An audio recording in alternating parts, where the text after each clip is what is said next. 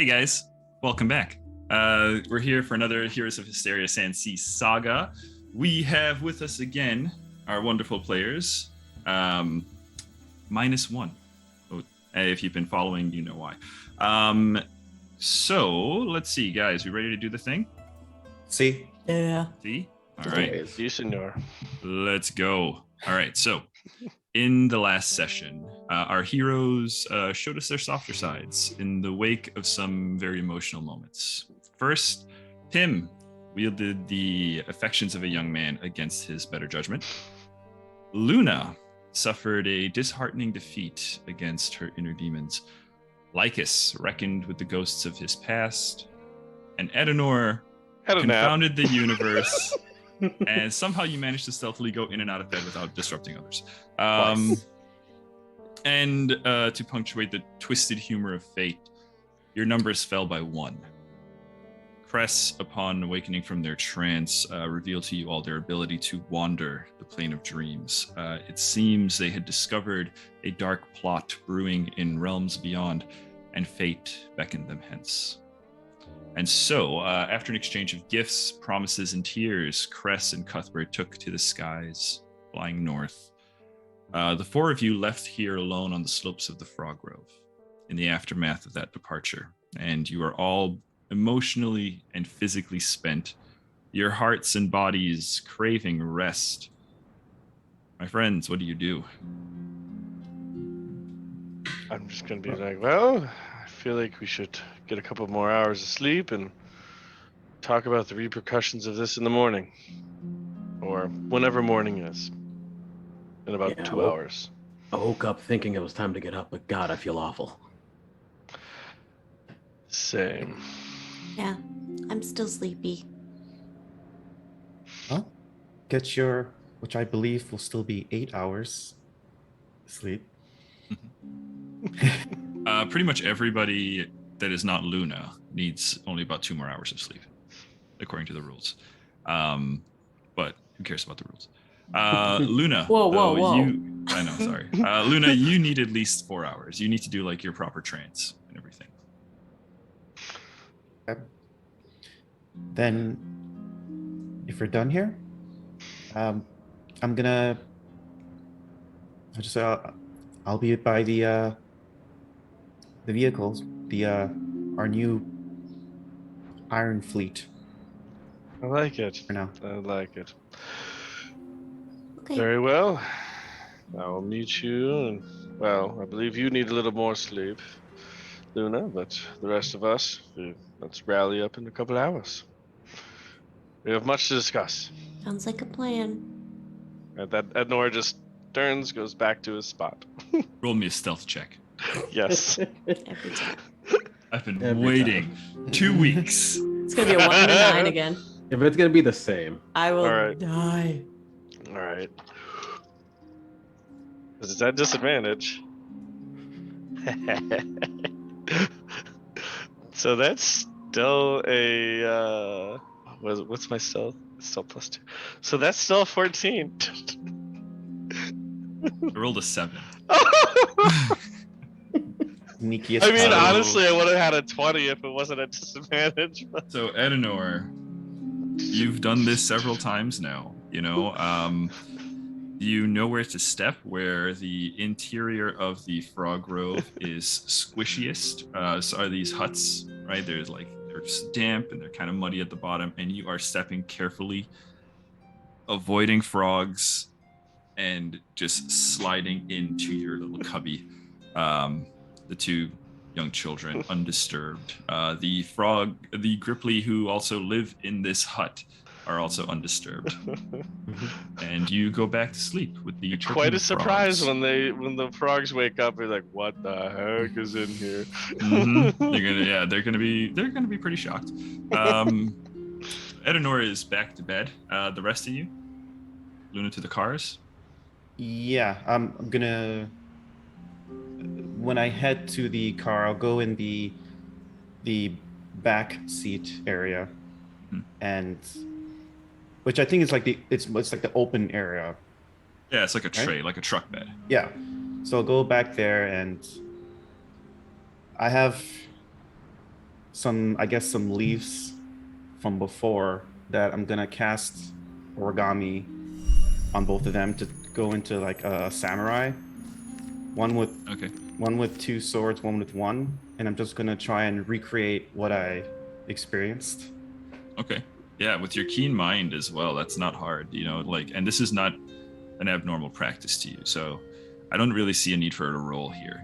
And it's pretty much I'm just like focusing in to try and replay in my mind what may have gone wrong, what else I could have done. Sure. I'll do that for around 10 minutes or so. Roll an investigation check at advantage, because again, this is pretty cool. This is again stuff you've likely done before. Investigation, because of advantage, that is 24. Okay, with a 24, playing it out. I mean, let's have you roll an Arcana check as well, just to kind of see the expertise you put into the spellcraft here. How accurate is your drawing? 21. 21. Okay, so both things above a 20. Like, this is a fairly accurate little representation. You're able to study these. They move correctly, right? As you kind of review it, it just looks like there was just a moment of hesitation. You stepped just short, right? And you shifted your weight incorrectly. You didn't quite commit. And that slight hesitation, that slight gap. Yeah. Okay, so does that come up with just one more thing I'm going to do? So yeah, I'll eventually drop that, and even though I'm tired, I feel like I really want to go into my diary, and after Crest leaving, I think I want to write a bit in it and dive a little deeper into Crest. Okay. Can I have everybody that is not Luna just take your headsets off for just a moment, please? All right.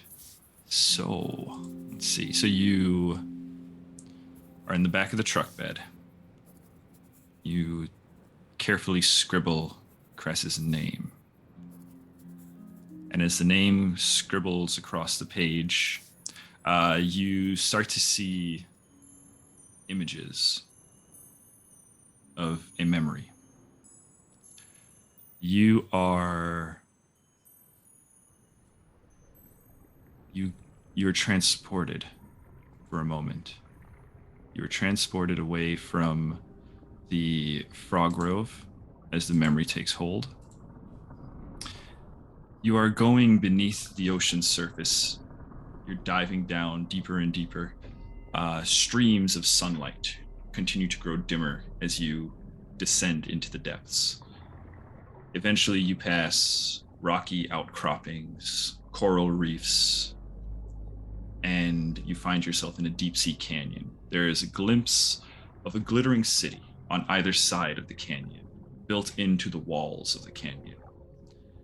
But before you can get more than just the barest glimpse, you travel deeper still. Bioluminescent blue lights begin to flicker here and there, keeping the area just illuminated enough. Traveling through this blue space, you come across a group of young sea elves as they are swimming along a roiling, massive undertow. There's just a column of water that is just quickly moving and just seems to perpetually twist silt and debris. Right? And they are just quite close, just at the edge. As you look at them, you see that they are all perfectly pale white, with hair of pure silver. Except for one. There's an outlier. There's an outsider. They are relegated to the edge of the school of swimmers, and you see their hair fading, bright yellow tropical kind of yellow that you're familiar with. You see their skin is flecked with scales of bright teal and yellows and oranges, and you recognize them immediately as your companion, Cress. Although tattoos of shifting waves and canaries are absent at the moment. And as Cress is swimming along at the back of the school, they are you watch as they are joined by another young sea elf, a male, presenting, undeniably handsome, very lean, strong muscle, the build of someone who you can tell, like you've seen warriors. You can tell that this is a young man who practices his martial arts diligently. What is striking as well, though, is that he also appears to be very clever. He has these deep-set, storm gray eyes that are just kind of like measuring all the individuals around him. And his long hair is just kind of flowing behind in this sheen of silver. He's dressed in these tight-fitting hide leathers. And you can tell by his dress and the elegant embroidering along the legs, as well as jewelry adorning his chest and his arms. He seems to be a higher social class than the others. That's easy enough for you to tell. And as he kind of swims in alongside Cress, he asks, "So, where do you think this goes from here?" And Cress responds, "Well, the Shadcan Trench travels quite far, Your Majesty." And you see the individual carefully studying them. There's an exchange of conversation as they pose questions to Cress, who answers cleverly, confidently, right? And you can kind of tell that this individual starts to become more and more engaged, enchanted by Cress. In short order, though, there is a third. The pair is joined by a third elf. You see a elf who bears some resemblance to Cress, though maybe not quite perfect. A petite, female-presenting sea elf with pearlescent skin and same silver hair, except not loose, but bound into an elaborate kind of fishtail braid. They're dressed in like a one-piece swimsuit of strange animal hides, covering most of the body, except for like a deep cut down the abdomen and along the back. They have a seaweed cape, or like half cape, that kind of sits on the shoulders. And you can see their fingers, toes, ears sparkle with bright colored jewels. And as this person approaches, you can see them kind of...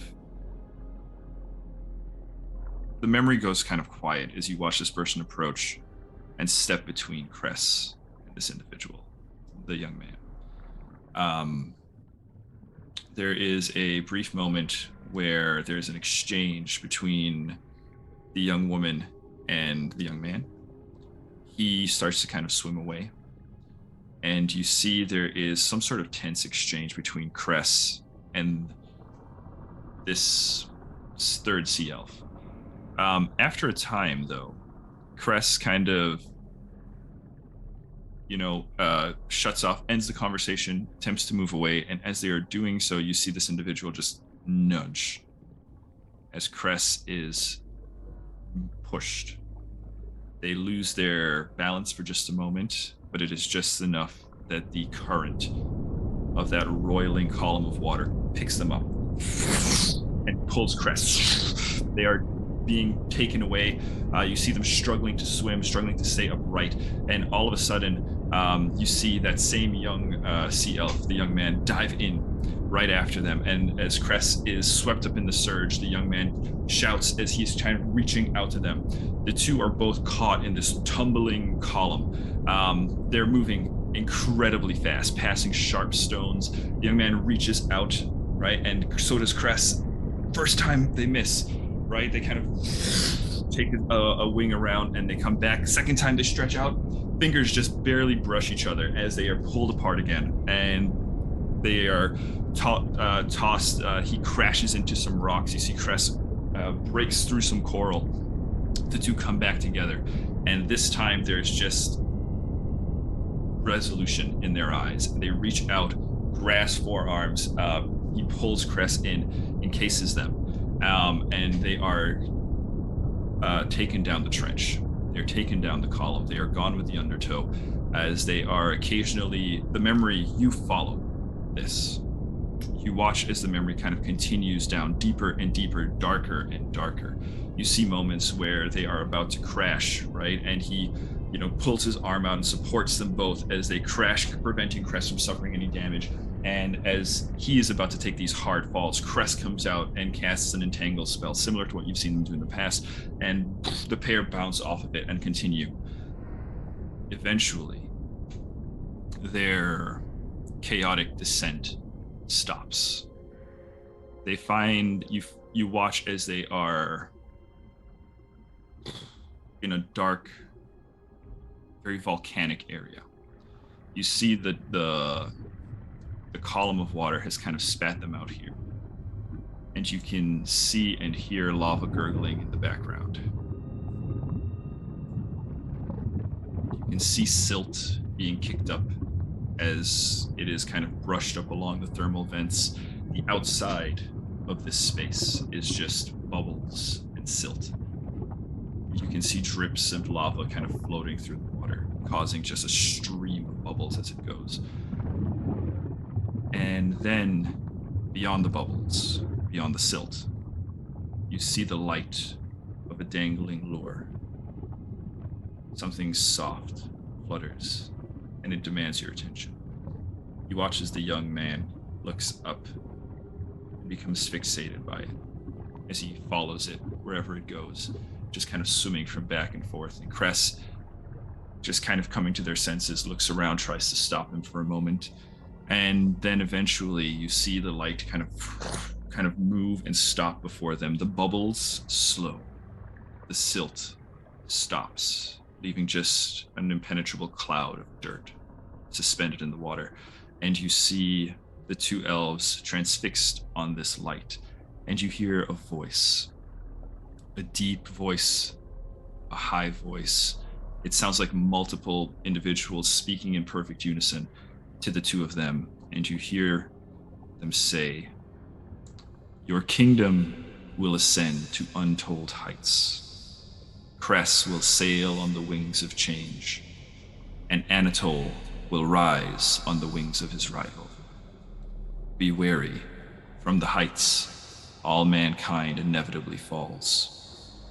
Only by becoming one with nature can you find your people's path to a new world and a second chance." And then the memory ends. So,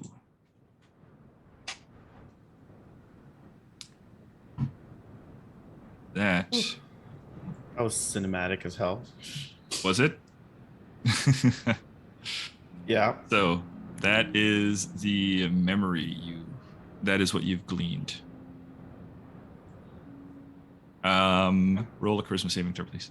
I already did. It's not looking too good. But I'm just gonna, let's say I'll try and enter my trance, but I'm kind of in a really panicky, depressed. It's gonna be a really depressing trance, to put it that way. So that imagery of the samurai, for example, is probably gonna be altered in my trance, and it's gonna be way more horrifying, like a nightmare that you can't get out of for 4 hours. Okay. Rough, buddy. Luna, roll me a Constitution saving throw. Oh no. What's happening? Somebody's getting a level of exhaustion. Ooh, not bad. A dirty 20. Okay, Oh, you're fine. You have managed to avoid exhaustion. Sleep does eventually find you, or at least rest Yeah. does. It takes a while, but you get like, you're not at your sharpest. It's not a perfect rest. Also, too, even though you're in a village, you do need to technically be inside something to get a rest. But I think like the vehicle is still a measure of comfort, and this is a village, so it's also a safe area. It's not like if you were doing this out in the wild. So you do get your long rest. So does Max. So does Edenor. Hannah. Pim and Lycus. Anything you guys would like to do before you take your rest? Pim is just going to head straight back to her hammock and takes her a while to fall back asleep, but she does. She might cry a little bit because she's sad that Cress left. But yeah, she's just gonna go to sleep. Sleep does eventually find you as your heart kind of settles, as you kind of rest. Memories can't help but float to the surface of your time with your companion Cress, who you face the end of the world with. The parting is a sorrowful one, but eventually sleep does find you again. Lycus, welcome back to civilization, buddy. Yes, indeed. I think Lycus would just try to find whatever the highest point in the community is, wherever he could stand that he can kind of see everywhere. Sure. So the highest point in the community is probably the Great Tree, what the Gripply called the Schlabubdub.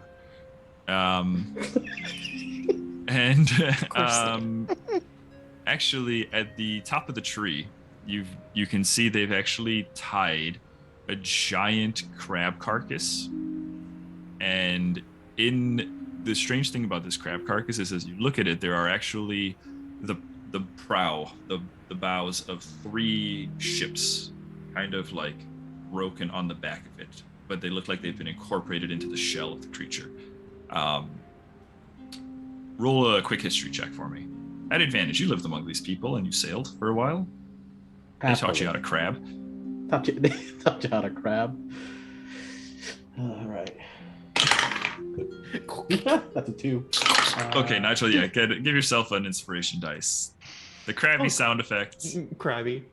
Yep. All right, first roll was a 2, second roll was a 19 minus 1 for a total of 18, baby. So for an 18, you remember that the Gripply have they are crabbers, right? You know the crabs and the parts and body parts of crabs, the claws, the shells, right? Even the eye stalks.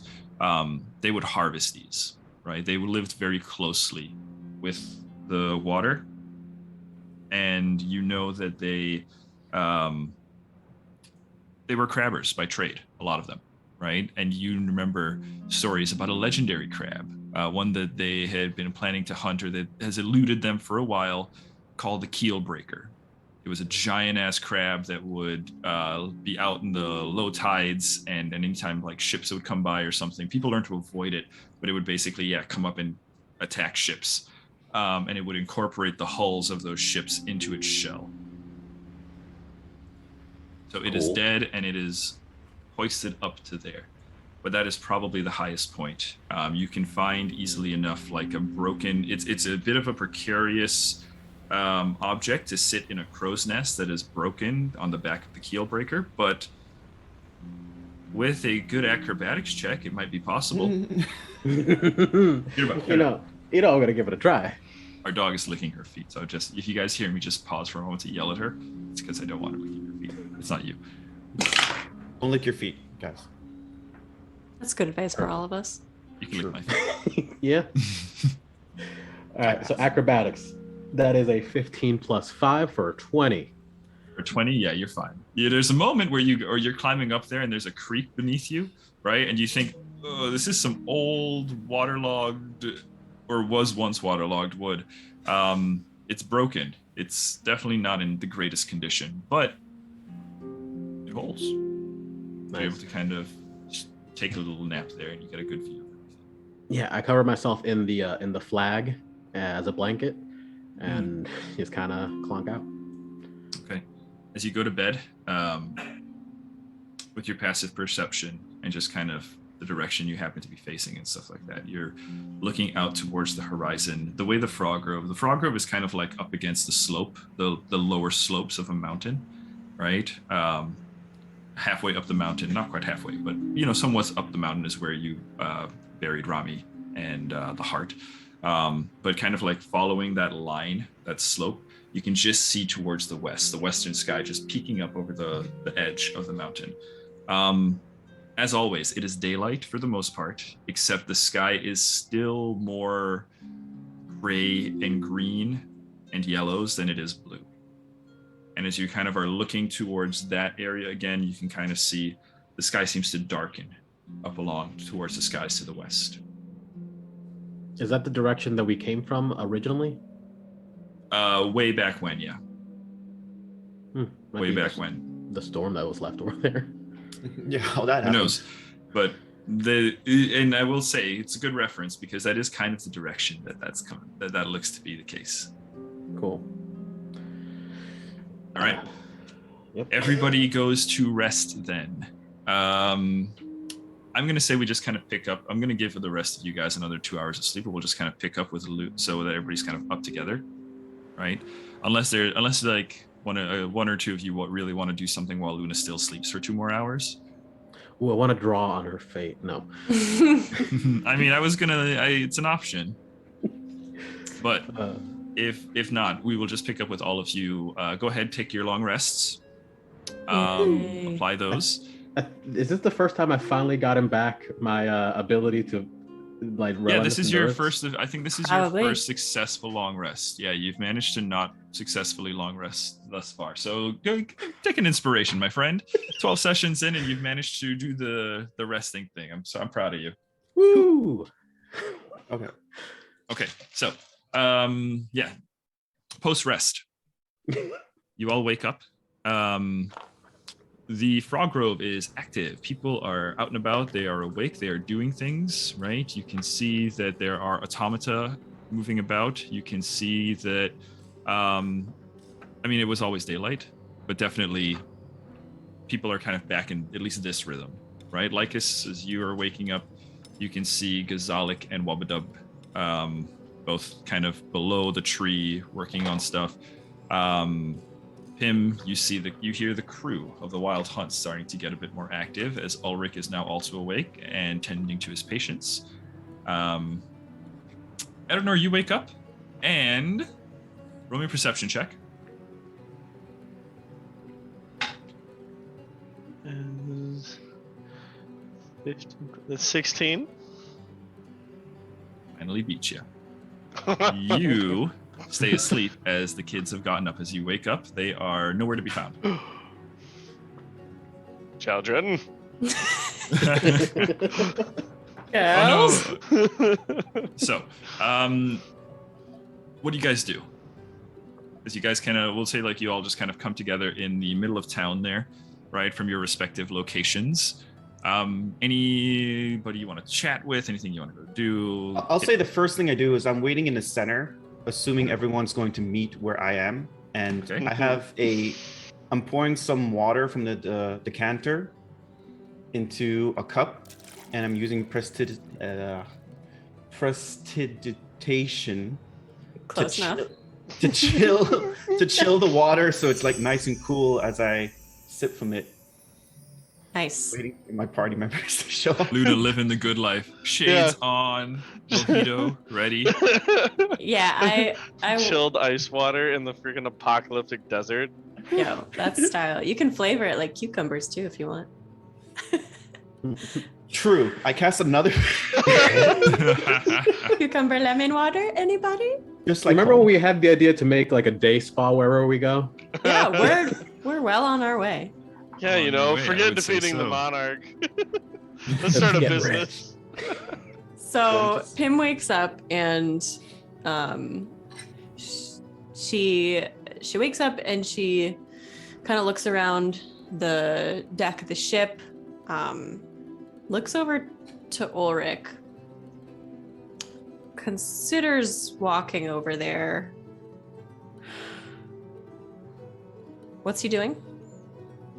Ulrich is currently trying to get Zarnir to eat a spoonful of some sort of serum concoction.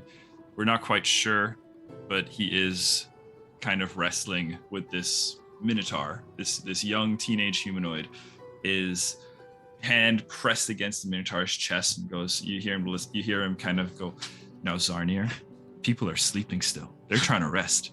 Can you act your goddamn age and take your medication?" I walk over there and I put a hand on Ulrich's shoulder and I say, "Are you having some trouble with Zarnir here taking his medication?"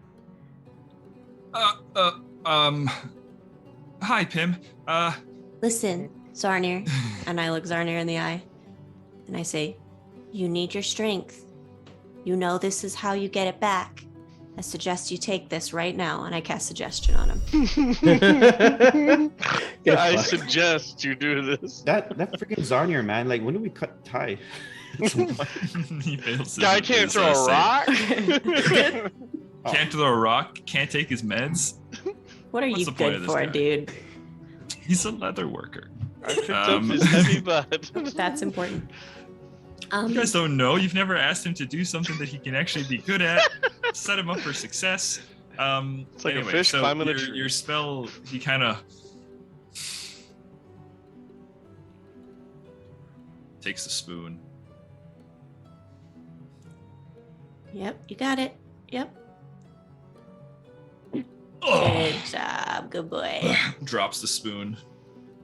Ulrich picks it up and goes, "It's so bad. Jesus. Who's just Jesus person?" I've got to make a lore thing because we keep using that. Anyway, yeah, so Ulrich is, relieved. Thanks, Pimp. Appreciate your help. Zarnir, I told you, if you wanted, he's one of the folks that wants to volunteer to go with you guys. But I can't give you my say-so unless you take your meds. I will take the damn meds. I took the damn med. And Ulrich goes, all right, well, I think Cassius is the only other one who volunteered to go with you guys. When do you head out? Okay, Ulrich, I have to tell you something. Roll a quick perception check. Okay. Or what's your passive perception? It's not good. It's 11. Okay. Perception will be 13. With 13, it's not hard, but as you kind of start the conversation off like that, you become keenly aware of all the other crew members very closely listening. Tight space, and Can we talk very outside, close. maybe?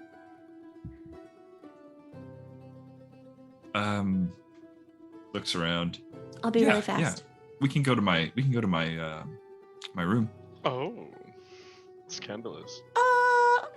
As actually, as he suggests that, you hear some people go, "Ooh," and he immediately just flushes, and he's like, just to talk, just being clear. Yeah, get your minds out of the gutters, everyone. Opens the door, walks out. Right this way, please.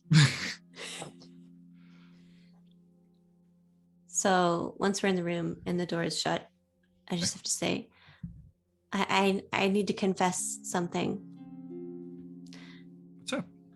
I may have misled you before when I said that we weren't going on a hunt. So the truth is, there is a hunt. And the reason why I lied is because this hunt is very personal to me. And if we're not successful, something really, really bad could happen. Not just to me and some people that I love, but to all of us. What's going on? I mean, Well, I don't know the details, to be perfectly honest. But I do know that if someone else gets to this beast before we do, and they're successful, the world could be in some pretty serious peril.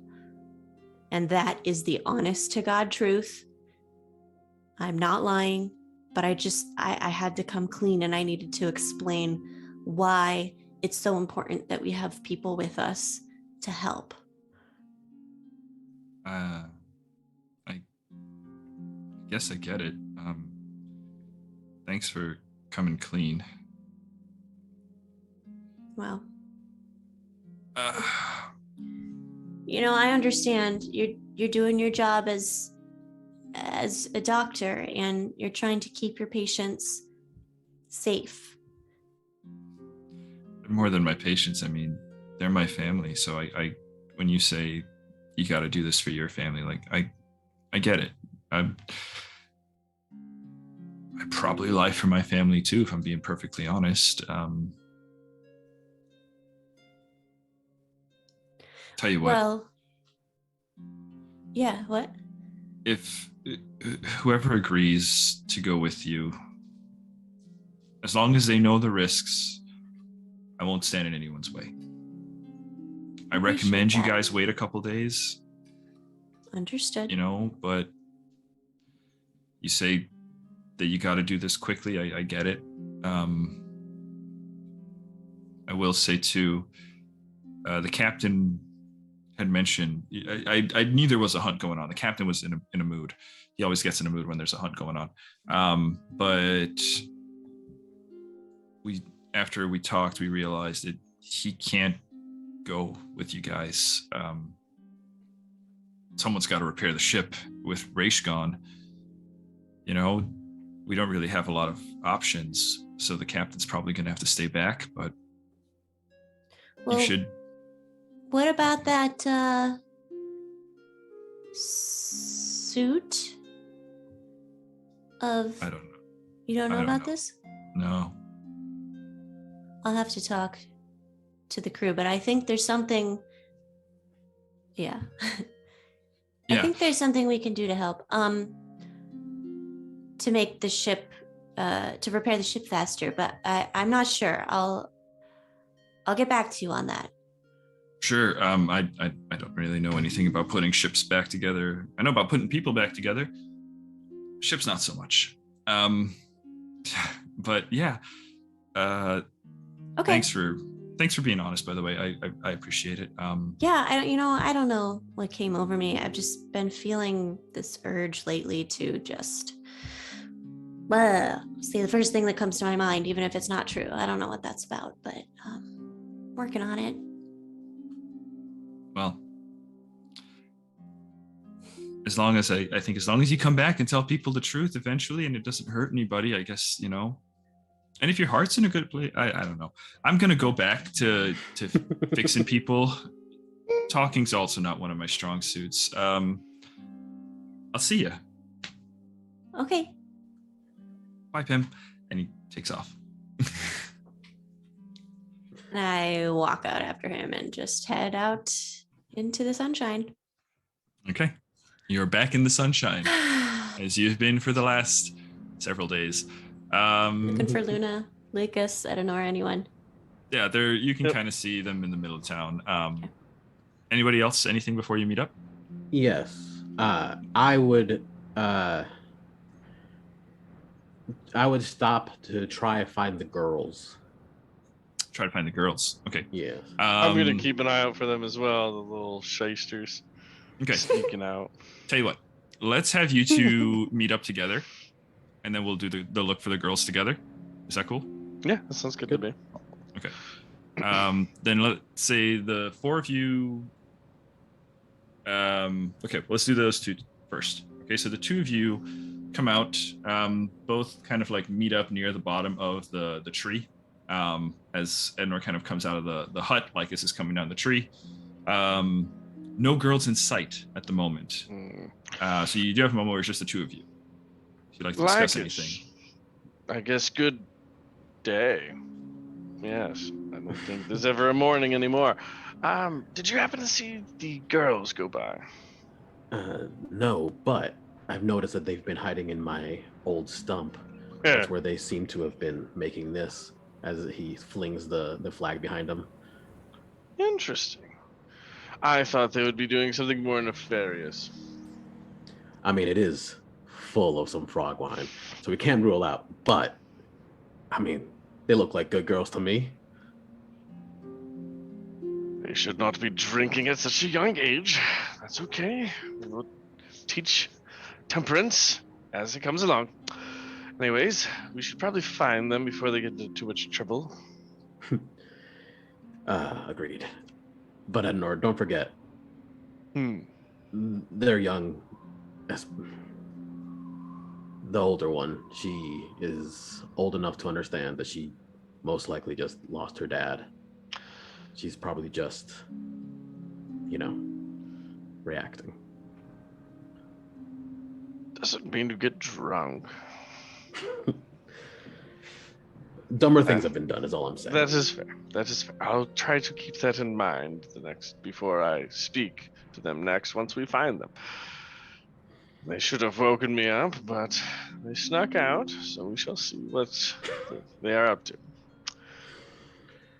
All right, shall we get a look on? Does that impeccable schnoz of yours have a whiff of them? Let's find out. So I want to transform, obviously, but I want to try to do a smaller transformation, sort of like the image that I saw of my astral self when it reached its final form. So like not fully like wolf head, but like just more lupine features. Sure. Let's call like this hybrid. Yeah. Let's see. So certainly will require a level of mastery of your powers. Let's do a constitution check. Okay. Now I will say, this is something you're doing out of combat, so it's definitely a lot easier, right? If you try to do something like this in combat, it's harder. There's more intensity and stuff going on. So we'll go for it. Okay, that's good. +3, so total of 19. Okay, 19 is really good. Your eyes flash gold for a second, which you can't see, but Adenor, his eyes are pretty much always gold, but there's a moment where they become particularly bright. You can see the fangs kind of poking up against the lips, right? Kind of protruding out from behind the tusks. And there's a slight change, slight growing of fur along the contours of the face. But you are able to activate your sense, right? So roll a perception check at advantage. Cool. I'm gonna put away my metal dice because it's been getting survival check every time. Survival would be to track. 12 plus 5, 17. 17, yeah, you actually catch a whiff, right? It's fairly fresh, right? It hasn't been that long, right? It's just been the morning so far. But you are able to follow the scent of the two, Yoma and Sarah, from where you guys stand, up, down the dried riverbed, and as you kind of follow the scent, it kind of leads you past a little pagoda with a giant wooden barrel. There is a makeshift ladder, right, and a trough below. And sitting on his old gray lizard tail is Gazalik, as he is kind of just taking a break in between making water. He kind of nods to the two of you as you guys are making your way through. The scent continues into the tree. This tree is hollowed out. This tree is where Wubba-Dub-Dub, the Furbolg, makes his store, where he produces his potions and stuff like that. And you are able to follow the scent into there. As you follow in, you start to realize, as you guys walk in, you can see the girls up there. You can see Wubba-Dub is there. You can see a automaton or two, right? You can see the two girls carefully, Sarah, leaning over a table, a small table, and kind of quickly grinding, desperately grinding stuff. Yoma is sitting on a chair in the back, just kind of looking out a window, looking kind of bored, like she doesn't really want to be there. As the two of you walk in, that's the sight before you. And as you walk in, the girls, they both look up. Sarah kind of is at surprise to see you all. And the look of joy on her face briefly goes from surprise to joy. And then she sees the flag and is his hand, and goes a little bit deflated, right? And she's like, Yoma, they're back. And Yoma looks over oh, so you guys made it back, huh? Nice. And Sarah runs up, right, and looks at the, tugs on the flag, right, tries to pull it from you, Lycus. And she kind of scoops it up. She says, "This was a surprise. You weren't supposed to find this yet." Well, you should have hid it better. That's on you. No, it's amazing. It was an incredible surprise. Thanks. Yoma did most of it. I was just going to do the coloring, but Yoma's been sewing for a while. And Yoma kind of like is hanging back, just kind of watching the reunion, not really trying to be like an active part of it. And as you guys come forward into the space, Lycus, with your previous check, you catch a whiff, right, coming from Yoma's person of the frog wine. Kind of smell, there's a lingering scent. And Sarah has an assortment of herbs and tools, mortar, pestle, small knives. You can see that she was obviously at work on something here. And she looks over at the two of you and goes, "This is going to be another surprise. Wubba-Dub-Dub showed us how to make some potions. So we were making some for you guys. Kanari helped us out with a couple of them. The first one wasn't so good, but this one turned out pretty good." And she kind of like pulls out a potion. It's a small potion. The bottle is kind of crude. The stopper is like, looks a little wonky as far as how it fits in, right? But she takes it and offers it over to you, Edenor. Thank you. What is the nature of this potion, Sarah? It's just a health potion. Oh, hey, that is worth its weight in gold. And now that you have made it, it is worth even more. Thank you. Cheeks blush. She kind of glances down and she says, "I only have one right now, but I'll make another one soon." And she kind of just mutters it. All in due time. All in due time. So I see you both have been very busy while we were out. Yeah,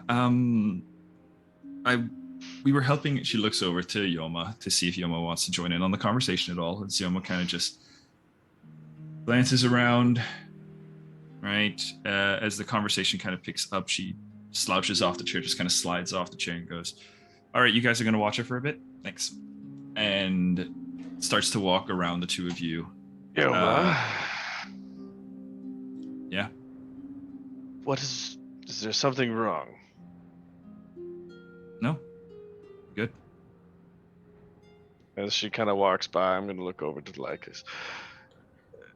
Lycus, would you mind talking to Yoma? For some reason, I feel that she is upset with me in some way. Yeah.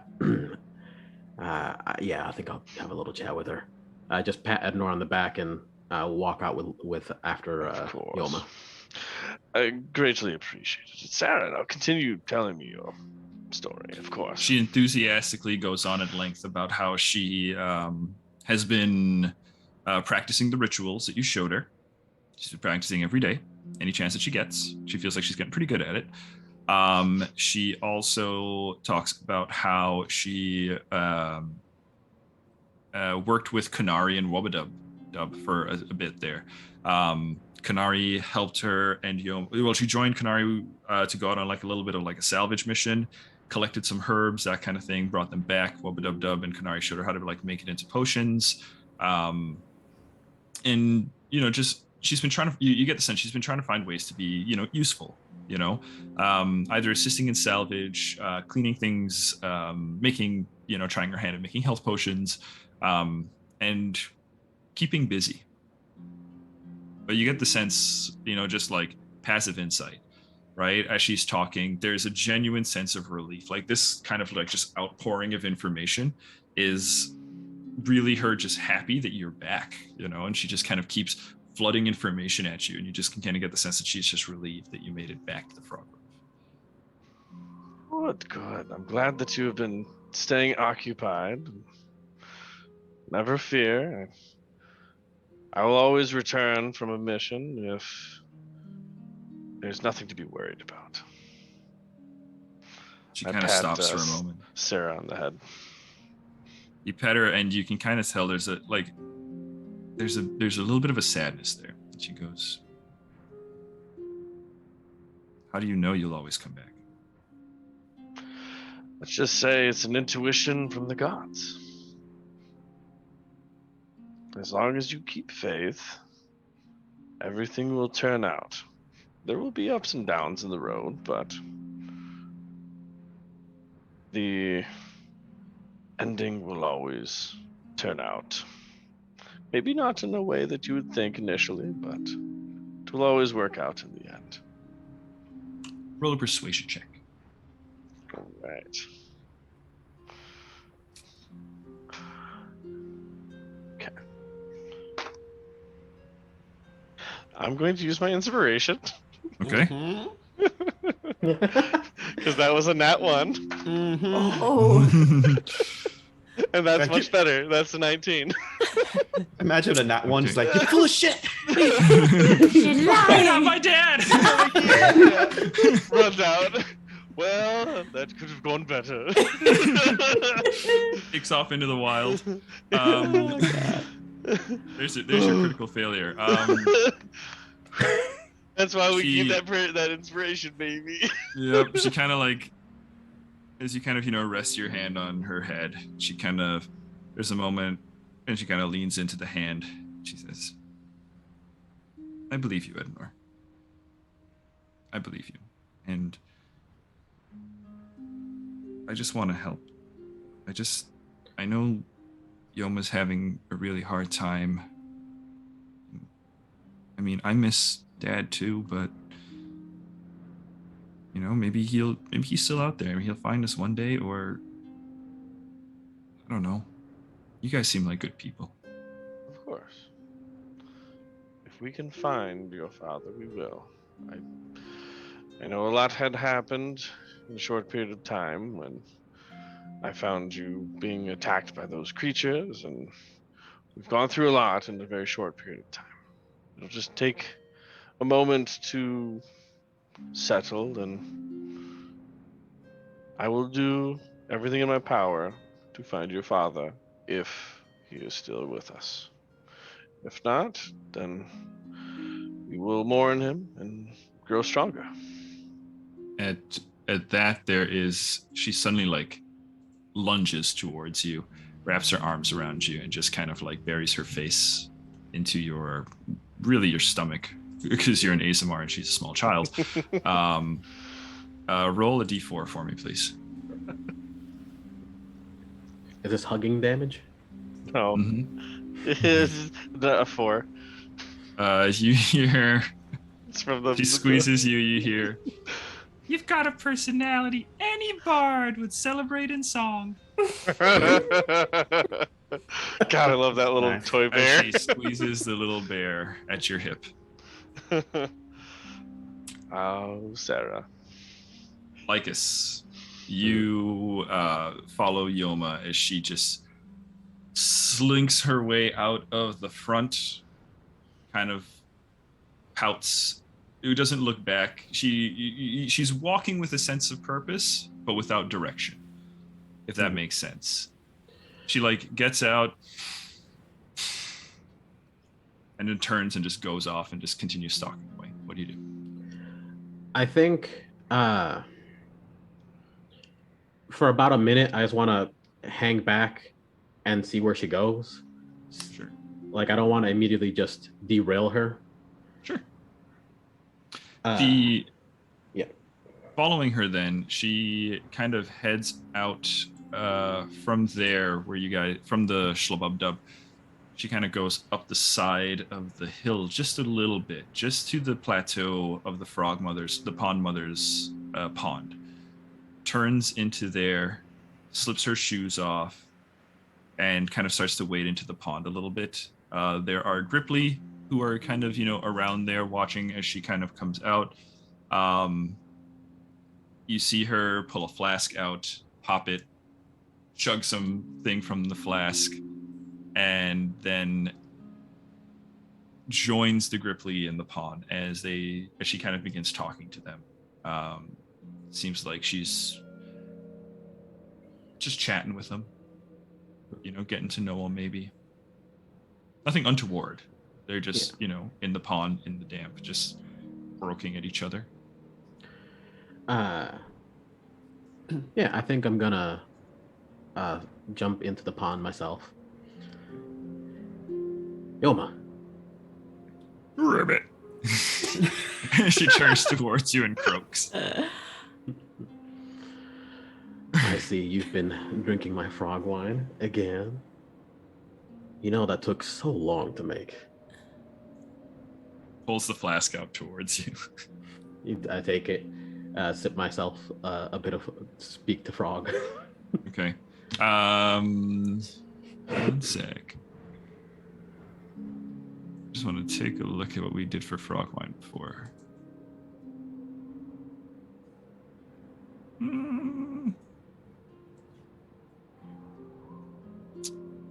Dang it. Did I not? Oh, hang on. I know what I did. Roll I think it was a D4. Okay. That's a 3. A 3. Okay, one sec here. Do. Where the frick is Hysterian Gripply? Because we kind of made this up on the spot. 1, 2, 3, 4, 5, 6. Oh no, sorry. Roll me a D6. D6. Okay. Also a 3. Perfect. So, when you drink it, you can speak Gripply, as you do. But this concoction seems to give you kind of that desperate need to soak yourself in the liquid and the mud. So as you take the sip and you kind of like feel your throat kind of coated in the material, right? You feel it kind of just a kind of like a warming sensation, like a nice whiskey for a moment, right? But then you are also kind of overcome, like where your feet make contact with the mud and you feel the dampness kind of like soaking into the hems of your shorts and the tails of your cloak. You just kind of crouch down, get lower, and it just feels like home. It just feels like the most satisfying place. Mm-hmm. And she looks over to you and she goes, "That's going to make things easier." What were you saying? I was saying, it took a very long time to brew that beer. And you're going all the way through it. Come on. Well, it's a little early, don't you think? Just looking for someone to talk to, and these guys are at least fun. These guys are at least here. These guys are the best. They saved my life when I was a kid.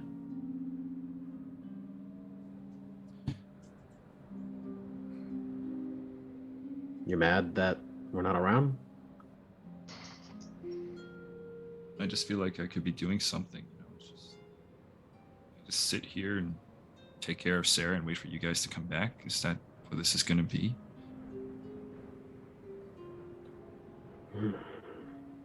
For now, maybe. But I think there's a chance if you're willing to try. Why are we even here like this?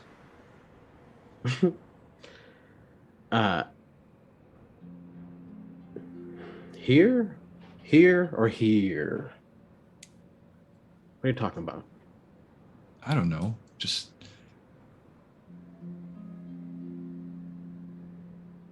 here, I guess. Like here. Because where else are we gonna be? Sometimes it isn't. Go ahead. Maybe my dad's still out there. Maybe I can be looking for him. I don't know if your dad's out there. I hope he is. He was in the little bit that I met him, a good man. He tried, despite his absence of power, his best to save you. But do you really think going out there and getting lost, being helpless, probably dying, you think he'll ever find you that way? I think the best way for you to find your dad, if he's still out there, is to become someone who can find him. Become powerful in your own right. How do I become powerful? Listening to Edgenor? Well, that might work for Sarah. But, and he looks just kind of like at the flask in her hand. I'm not sure if that's exactly your path. I mean, it's a book, right? Like, what is some holy book supposed to teach me about how to live my life? Like, yeah. These prayers and all that stuff. It's just no. I think there's something stronger for you. I think. And she kind of like, I agree. I steal back the flask. Like, don't drink all my wine. No. He puts his faith in the gods and they grant him strength. And I think that might do well for Sarah. But I think you might need to find a way to put faith in yourself. That's how I get my strength. And I think that's how you can get yours. Well, how do I even start that? I'm glad you asked. And he's gonna stand up and just kind of like put his hand out for her. She's going to look at the Gripply, look at the flask in your hand, look at your other hand. Roll a persuasion check. Chords in heaven. That's an 18 on the dice for yes. Okay. 23. Yeah. She reaches out. There's a wet clap as her hand is still a bit wet from where she had it soaking in the mud, and there's just a splat, and she kind of makes contact and allows you to kind of pull her up out of the mud. Is this going to be a lot of work? You're making me think it's going to be a lot of work. It's going to be a fuckload of work now. Shut up and let's go. All right, so where do you guys go? I just take her to a nice flat area with that's plenty of open space. Mm-hmm. It's also private enough that she's not going to be embarrassed to do this nonsense. Okay. Yeah. So one area that kind of stands out is up by where Talk is not building the watchtower at the moment. All right. I'm just going to set her up here and be like, okay. So there's a lot of ways to be, and I'm just going to basically lecture on like what it means to have strength or whatever. And just kind of demonstrate this by showing, like, I'm going to pull out the musket that I stole and shoot like a rock, show the damage that it does, and then show her what I can do just punching the rock. Okay. And be like, there are ways to have strength. One way is for you to understand yourself, to take control of every muscle and feeling in your body. And then I'm going to show her a meditation that I learned along the way. Lycus can't meditate. He doesn't have the patience or the mental fortitude for that. Instead, the form of meditation that he learned is sort of like more aggressive Tai Chi. And he pounds on his chest to make a rhythm. Okay. And shows her just really basic moves to like get out forceful energy, to just power through. Basically just real simple exercise to get her started training. Is it like a kata? That's what it's called, right? Yeah, maybe. Could be. But yeah, so yeah, you're showing her that. Roll another persuasion check. Oh god, that's a 1. I'm gonna use my inspiration. Sure. Let's go. Get them all out of the way. Man, inspo dad dice. Yo, That's these basically kids what gotta we've get got ready. here today. All right, that's not too bad. Total of 15. 15, yeah, okay. She rolled pretty well as well to kind of, pick up what you're putting down. So she begins getting to work.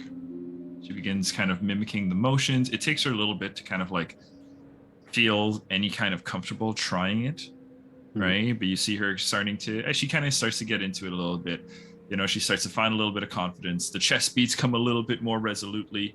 I will say the rest of you, like Edenor, you probably caught a glimpse of Yoma and Lycus as they were heading up around the corner, making their way to find somewhere quiet. Luna, they would have had to pass you in the truck. Pim, you would have kind of caught just the barest glimpse of them. Lycus, roll a quick perception check though while you were up there as well. 15 again. 15. With a 15, this is a mostly private space. You are fairly undisturbed. There's one exception, and that is that up here, underneath that little makeshift awning, you catch a glimpse of Talk, who is just kind of like, not sleeping, but just kind of leaning back, just watching the two of you. Not disturbing you or anything, just observing. While she's starting to like do her thing, and like my response to her is just kind of like, hey, keep doing this until it feels like you can do it in your sleep. And while she's kind of getting into that, I think I'm gonna go over to not to talk. Just like the word talk. Cool. Spelt like talk. Like and walk. I'm gonna walk more or less past him and go to like the tower that he's supposed to be building and just start building some of it. Sure. And after like a few minutes, be like, "Hey, Talk, you want to help out?" I think the council is probably gonna be heading out to some ridiculously dangerous mission, but for a few minutes, I can help you get started. Roll a persuasion check. Oh God, I should More checks. Efficient in persuasion. More checks. I mean, you could, if you wanted to try and intimidate, I'd let you take a moment to flavor it as an intimidate if you'd rather do that. Up to you. Nah. That is a total of 13. Okay. Yeah. He, recalling your conversation from the night before. Yeah, all right. Gets up and starts laying the foundations down for it. And as the two of you kind of work, he mentions stuff like, so you guys are heading out again, huh? Can't be 100% sure where, but there are, and I just kind of list off like all of the different things happening and go, we're gonna have to pick a direction. And I don't know, man. But either way, we'll be back, and I'm sure I'll be able to help you again. As the two of you are working as well, and you kind of list things off, and he goes, so you're planning to just fix it? You're planning to possibly just fix up the ship that we left behind? It may be more difficult than that with the whole missing engine and who knows what else is wrong with it. But if you want to make any leeway in this world, push ahead, we're going to need better transport. Kind of takes a moment, stops, looks at you and goes, if you're looking for a ship, we could see if my old crew has any more. Their camp's just to the north. It's where the Cataphract Legion's working out of. There's supply ships, like the ones that were following the Bar Griffyak, but should be another ship coming in soon. With like a real devious smile, Talk, I think that is probably a pretty good idea. I would love to borrow another one of their ships. I mean, it's the Legion's camp. I mean, it's not a matter of just walking in there. and taking a ship, but they do scout from that position, so it's at least we can maybe get eyes on one if you wanted to. That'd be great. All right. Well, I probably got to get going. I imagine everyone's already meeting. I'm probably late. Okay. The rest of you.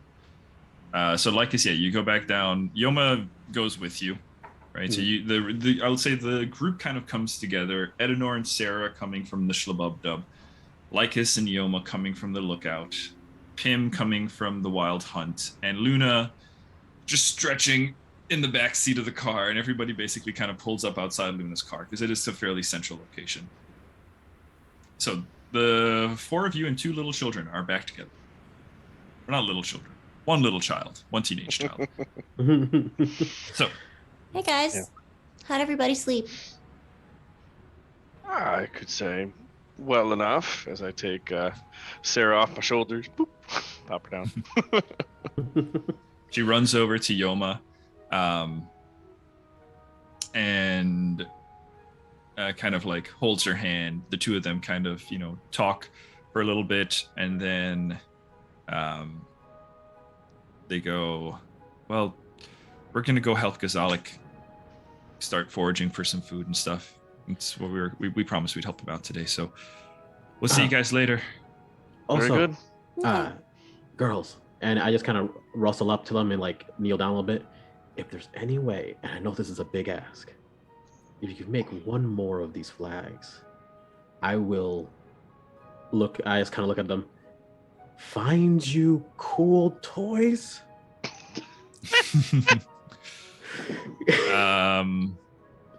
Yoma kind of smiles and goes, we'll see what we can do. Running pretty short on fabric. They want some of it. They want a lot of it for the watchtower. But if we find any more, or if they don't, whatever they don't use, we can try. That'd be wonderful. Thanks, girls. All right. What's that, Lycus? What's that you're holding? The points to the flag. Oh, well, yeah, the girls did a lovely little job making this. And he just kind of jumps on the car and like ties it to the antenna. That's so cool. So there's Small no antenna, ship. but there's definitely like a cross beam kind of thing, so you can tie it onto the side there, and you can definitely get it so it's up. It may be a small ship, but it's something. That's amazing.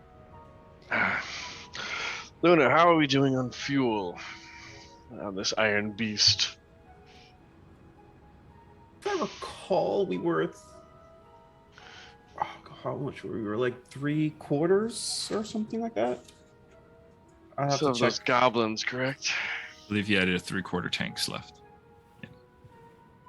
Yeah, so And again, you have 2 vehicles, so there is that to consider as well.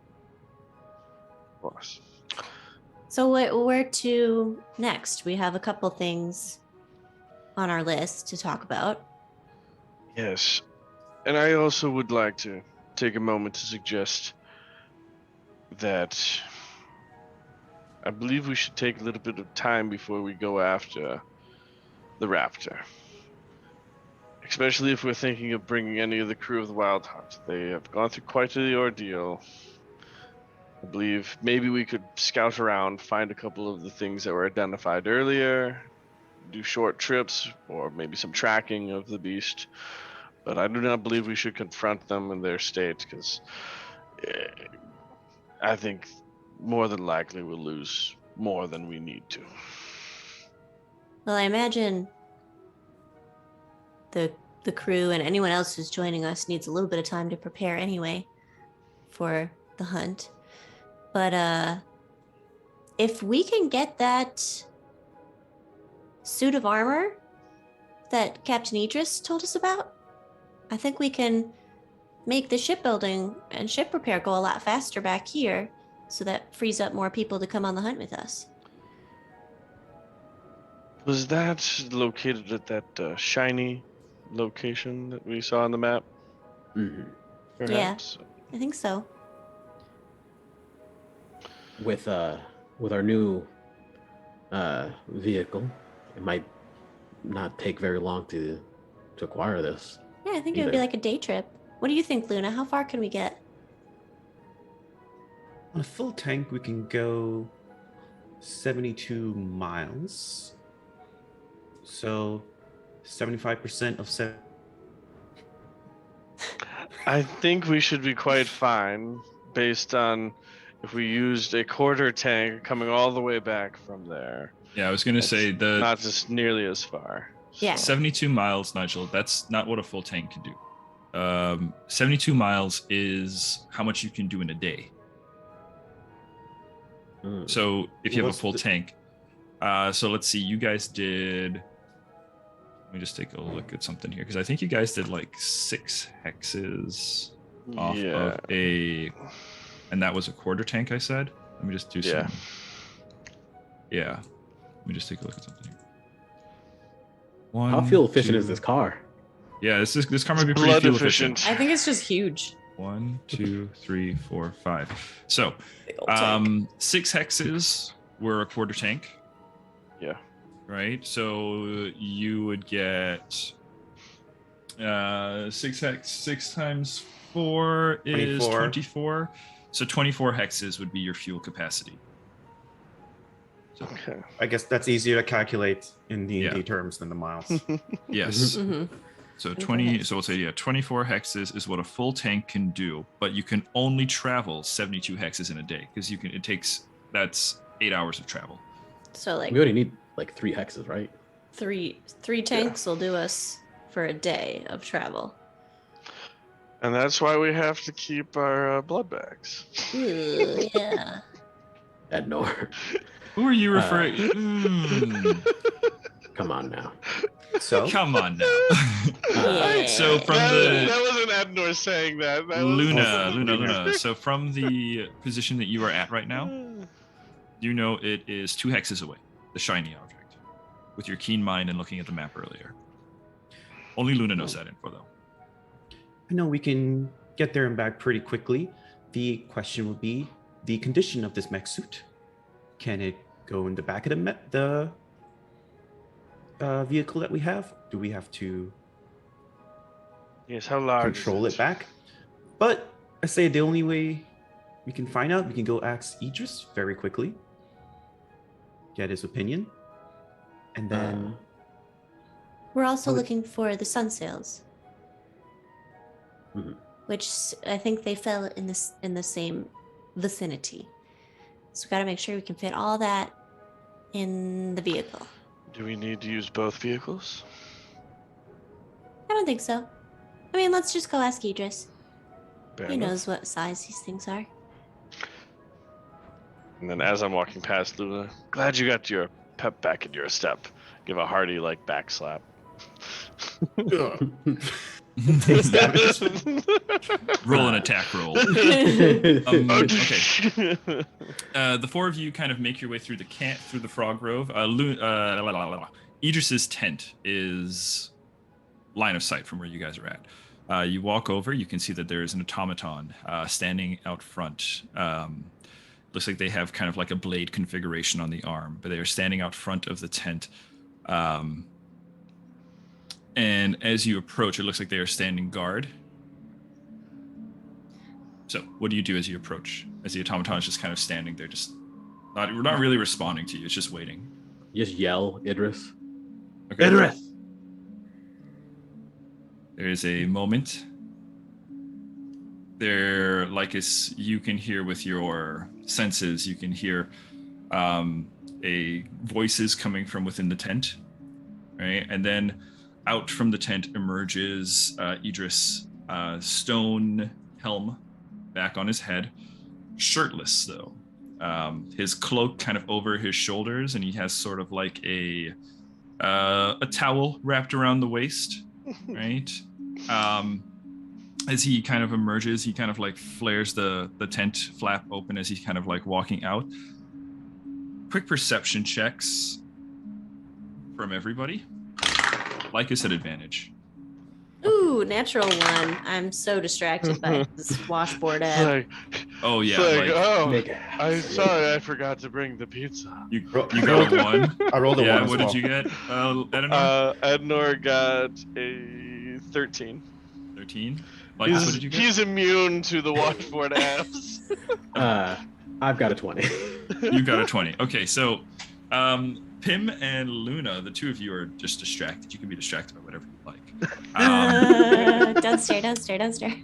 But Idris kind of walks out, and I will say Idris is like Edenor's height. Like he's tall, right? He's kind of a tall, quite muscular figure, right? A warrior's build, right? And as he kind of flares the thing, you guys catch glimpses inside. Edenor, you make out kind of the white silvery hair of Kanari on a cot in the back, right? You also, with your 13, spy a birdcage. Lycus, with your 20. You spy the birdcage, you spy the Canary. The birdcage in question seems to have your Bloodhawk, as it is kind of just like in the tent, just kind of like tending to itself. You see Canary kind of like rolling her way out of the bed. Blankets kind of like draped over the body, but you can kind of catch, she's clearly in a state of undress, though.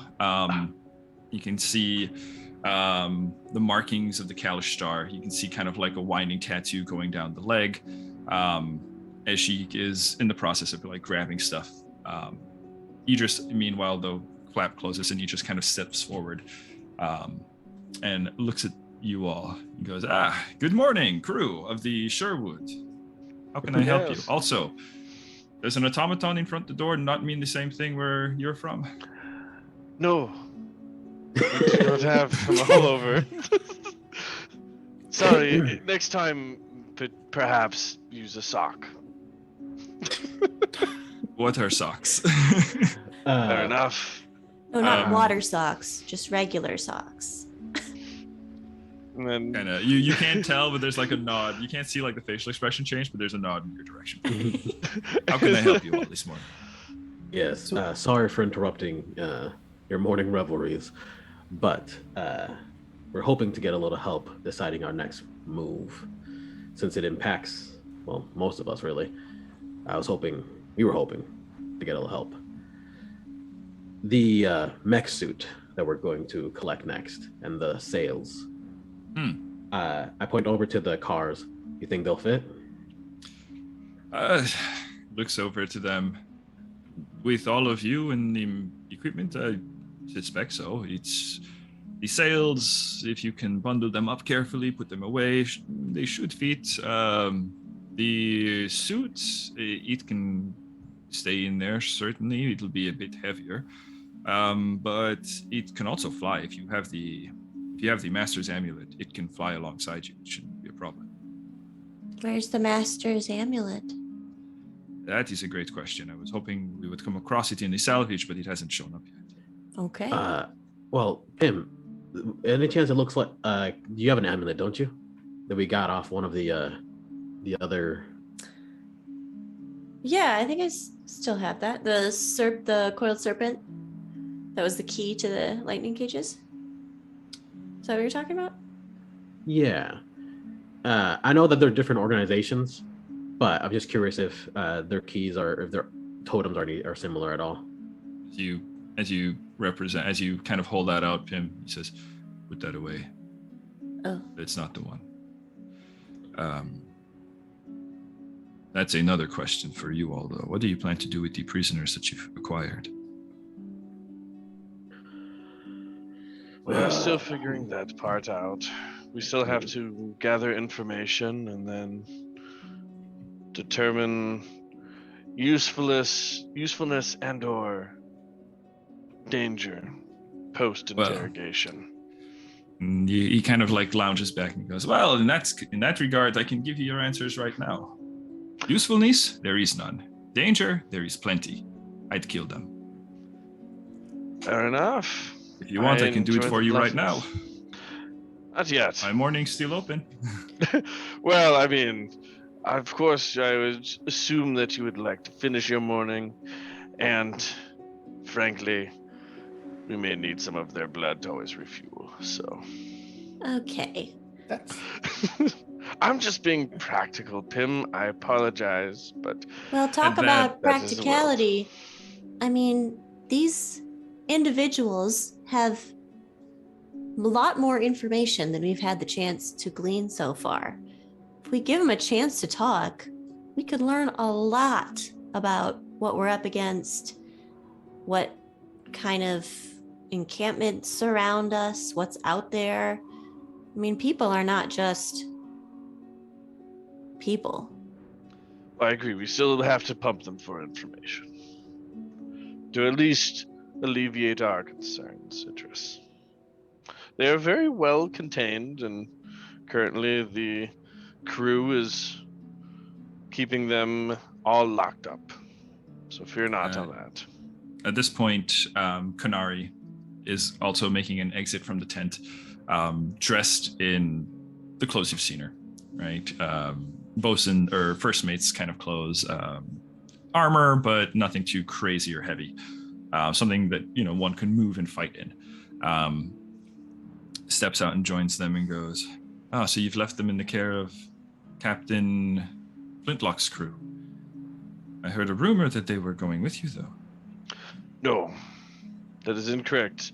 It was initially a thought that they would potentially be going with us at this time, but they must recover from their arduous journey.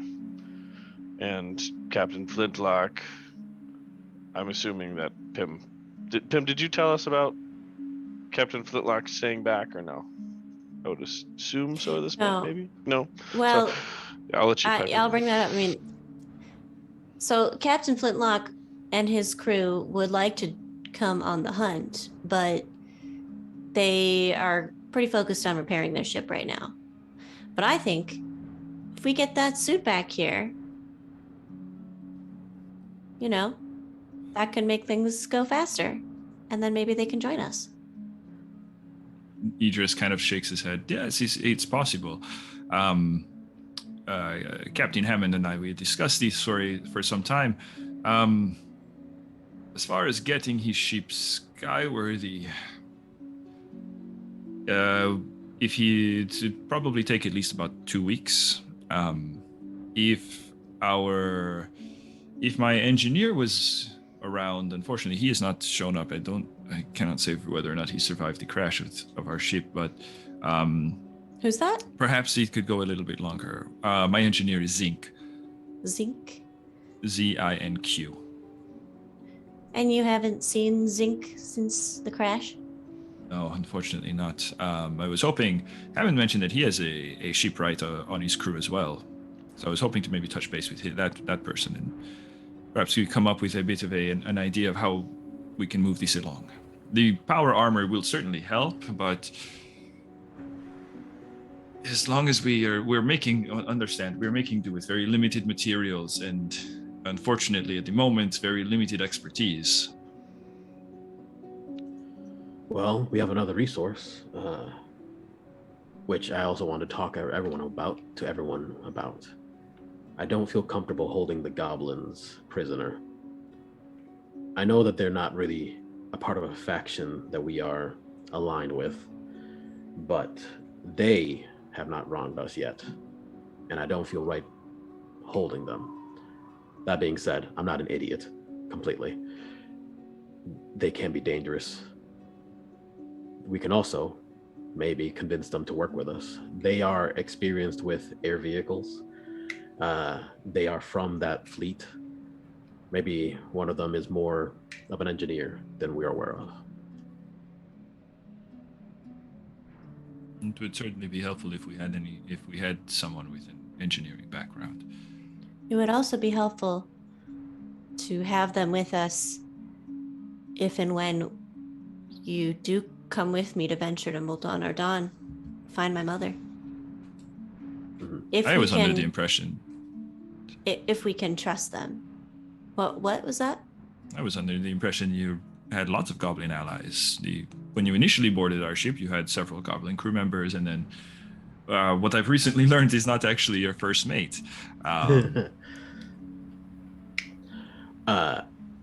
Well, most so of you guys have worked with goblins before? Very briefly. Sort of. Most of them perished in the crashes.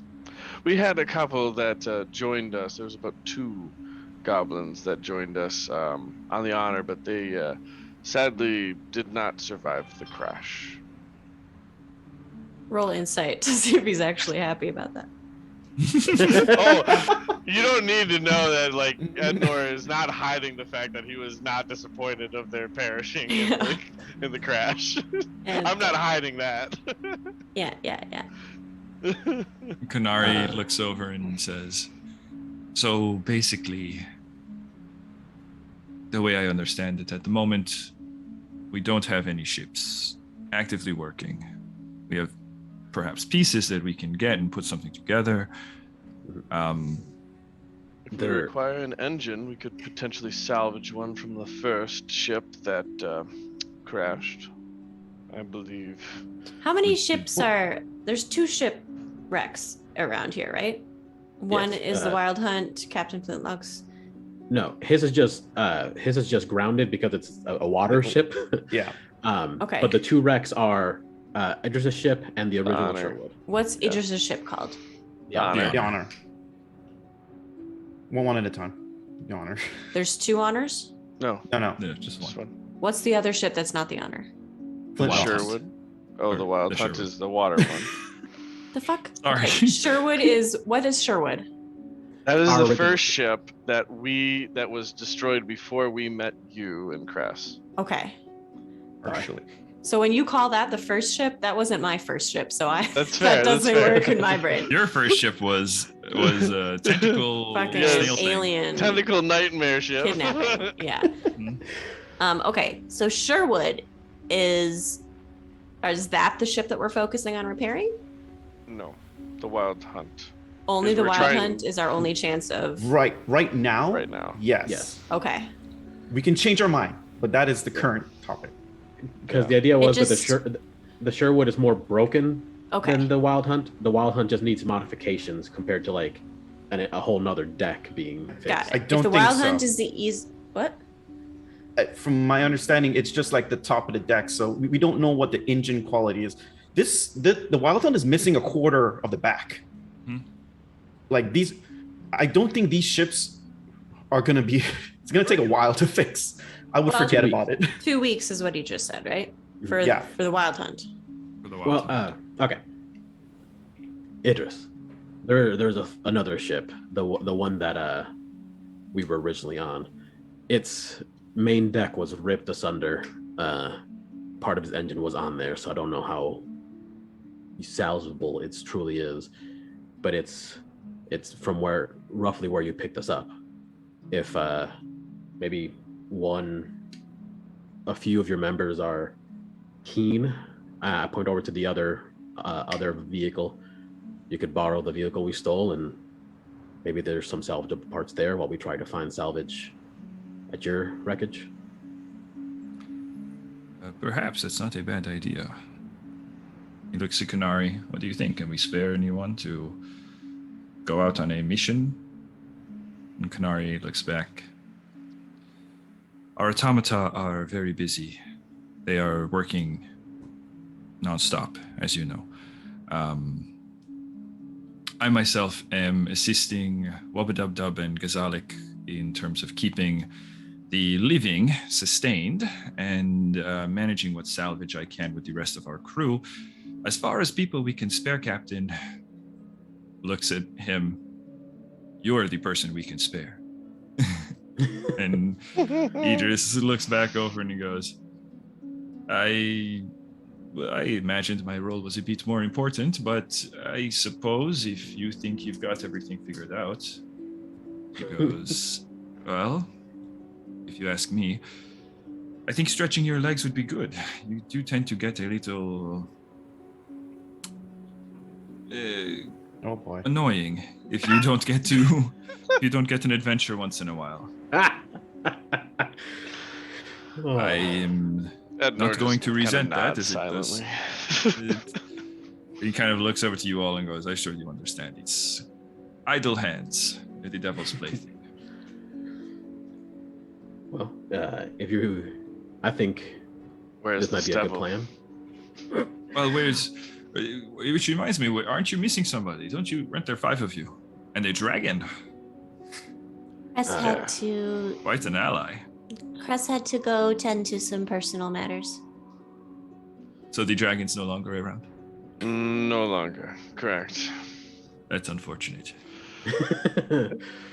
Yeah, it is. You don't say. And as I understood it, the only person, at least Cress, and looks at Luna, you seem a lot better, so I'm assuming Cress was the one who could heal you if you ran into that sort of from Mikashi's poison. Yes. Yep. Correct. So if you were to run into that in the future, your healing ability is now limited. At this current juncture, yes. Yes. Well, if I recall, that poison was via consumption. There are many ways. The Cabal of the Slumbering Serpent are a devious group of individuals. That is another issue. Let's put it on the maybe- list of dangers that we're facing currently. Yeah, Certainly. but there was a base of theirs nearby, out other than the one we already destroyed. We might want Do you know to. you know the location of this place? Genuinely. Roughly. Mm-hmm. I vote. Then I think there are, and I would recommend that our next course of action is to destroy this place. Sure. Of course, but we're not ready for that. An entire base, who knows how many people and tools they have. We need to be prepared. It's true. So, you think we should get the armor back first, possibly get this ship fixed up, and then potentially we'll raid their base once we have a ship on hand? Well, hold on. There's still the hunt that we need to take care of. That's really time. There is a Time hunt sensitive. that you need to take care of. Oh, yeah. There's a raptor that could lead to the end of the world if captured by the wrong people. We gotta get it first. Yes. You all are certainly busy folks, huh?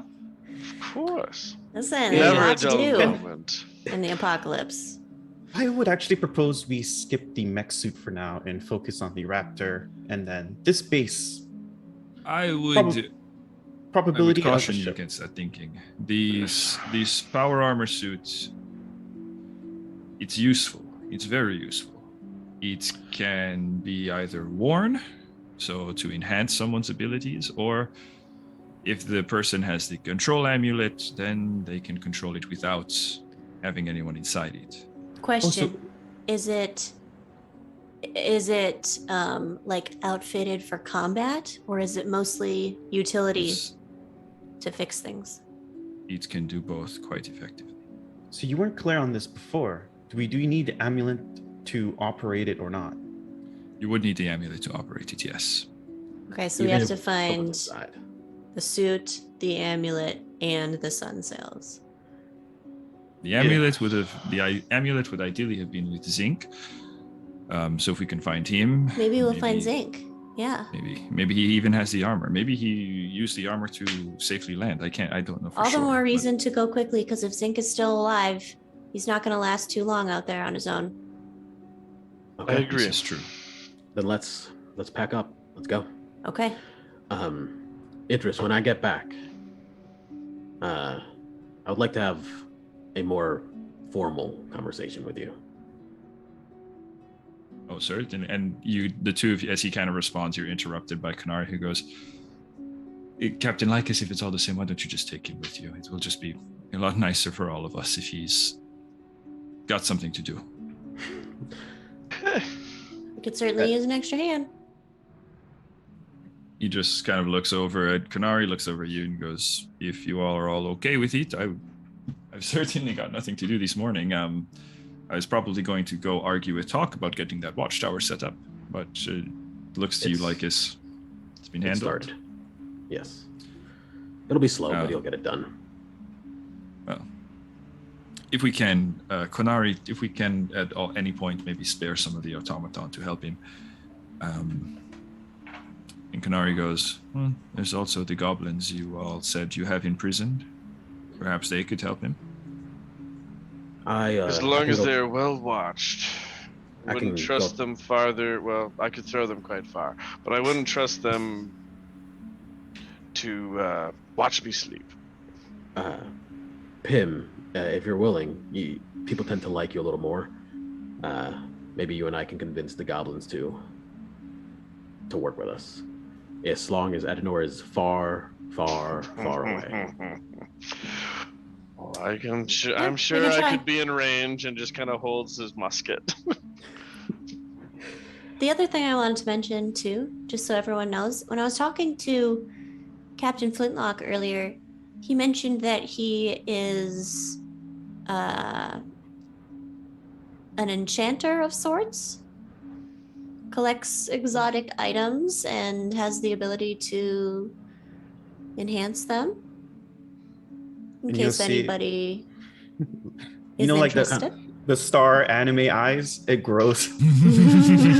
What sort of materials does he need? I don't know. You'd have to ask him. Well, I have a lot of monkey meat. That's what I was thinking. You got those feet. Mm-hmm. And then I look at myself and I'm like, covered, like my coat is covered in blood. Yeah, there's just one section that's just gore. Hey, on the outside. Luna, can you help me with this? Prestidigitation. What was that? Prestidigitation. I have problems with this word. I don't know why. It's a tricky one. It is. I cast Presti. Presti. Yeah. Like a magical girl transformation, just sparkly. Yep. Yeah. It's clean for a moment, but as you stand there, you see the blood continuing to kind of seep into the coat, just where the prestidigitation spell had recently expelled it from. So say, There's bleeding, Lycus. Are you actively bleeding right now? I just kind of take my clothes off, looking around like, I don't know, maybe. Come on, You're fine. let's take you. It's just the Let's paw get some prints. They're big bandage. paws. Yeah. There's a lot of blood draining out of them still. So say, now that we have a destination, I propose we start going. Yeah, I Snap, totally snap. agree. I'll cast a little minor illusion of a shirt onto Aegis, and I'll say, just put on some clothes and meet us by the vehicle. He kind of looks down. He goes, certainly. And he kind of backs away. And I'm imagining the illusion stays. It stays He there, kind of- yeah. He walks out of There's just a floating shirt as he kind of goes back into the tent. And Kanari looks at you all and goes, I know it may be tempting out there, but try not to leave. He does have his uses. I'm sure. Yes. So does everyone disrespect their captain like this? And he kind of, as Idris is kind of getting Don't get ready, any ideas like this. she does ask, she goes, I found this bloodhawk in one of the vehicles. It looked like I didn't want it to stay out overnight, so I just brought it into our tent. Is it belong to one? Yes, I rescued it from its previous owners. They're very popular in Straharas. I was surprised to see one. So it came from the place that the Cabal of the Stumbling Serpent that you The attacked? encampment, yes. Yes. Does anybody know, are these things like loyal to their original handlers, or can they Oh, fiercely loyal to their original handlers. can that loyalty change? Can we With a lot of training. okay. They're, like, as I mentioned, they're very popular pets in Saras. So they are known for their loyalty and their intelligence, but with enough training and time, certainly. Darn, Right. Cress was so good at that. Could Not you, worry, I'm sure we'll figure out a way to do so. if you know how to train one, could you maybe write down some instructions for later? Certainly. If I imagine it was not easily parted from its owner. Well- I'm sure I parted the owner from its life. Wow. Yeah, I imagine you and the captain are going to get along very well. I think the captain and I see things quite similarly. He's not one to tolerate a threat. All right, Just keep that in mind. I'm walking to the car. I'll go talk to the goblins, see if I can convince them to be useful. Okay, Pim's on goblin duty. Gonna go with Pim. You're with Pim, Luna. I'm walking to the car. Going to the car, Edenor? I will also go to the car. Gotta Okay. put my sunglasses on. Yeah. And I think as We far as both- items go, Edenor is the only one who got a item at the moment, right? You got a potion of healing, so add that to your inventory if you didn't already. But at the moment, that's the case. Pim and Lycus, the two of you board the Wild Hunt, right? You make your way in towards the room. As you're making your way below decks, and as you're passing the captain's quarters, you hear, "Excuse me, Captain Lycus. Pim, if you could just come here for a moment." And as Sure, you Captain, turn, what's up? you walk into the quarters. Close the door behind you if you don't mind. Oh, Connery. It's been brought to my attention that apparently, well, I'll just be frank with you. It's been brought to my attention that you have attempted to deceive one of my crew members. I don't think I did. Not you. In Glances to Pim. shock and awe, I looked to Pim. I understand you've resolved the matter, which I appreciate. Yeah, I mean, I definitely came clean right away. Be that as it may, please refrain from attempting to deceive them in the future. You seem to have a silver tongue. Yeah, it's gotten me in trouble in the past, so I try to keep it under control, but I slip up sometimes when I'm feeling desperate. I'm sorry. I'm really sorry. I mean, we all slip up when we're feeling desperate. Pim has a silver tongue, but a heart of gold, it seems like. So I wouldn't be too worried. That's a reassuring combination. I have some unfortunate news, though. After reviewing the modifications, the plan for the modifications with Cassius, we have decided it is going to take quite some time to make these, to adapt the hunt so that she can fly. Currently, the equipment that we have from the Honor is barely salvageable, and without Raish's assistance, I'm going to be needed here to oversee the process. I will not be joining you on the hunt, but Cassius and Zarnia have both volunteered. You were so excited, though. I am deeply disappointed, but as my surgeon saw fit to point out, we all have responsibilities, and mine is to see that this ship becomes skyworthy. And pats the desk. Well, How that long is are we unfortunate. talking? By my estimation, it's going to be at least a couple of weeks. Mm-hmm. That seems consistent. Well, we are going on a mission in just a few moments to hopefully make that time a little quicker. Are you looking for more exotic creatures? No, more exotic machines. Those Yuan-Ti certainly do seem to be in possession of such things. They mentioned that there were still wonders yet to board their wreckage that hopefully you could salvage and bring back. Mm-hmm. But I do have, and I just pull out the horrible sack of gore. These might be of interest to you for now. So I know the monkey paws are in there. What else is in there? Like 3 pounds of fur, you said? That's a lot of fur. That's a lot of fur. He looks over the fur and he's like, I'm not sure what I can do with this, but... And he looks at the paws.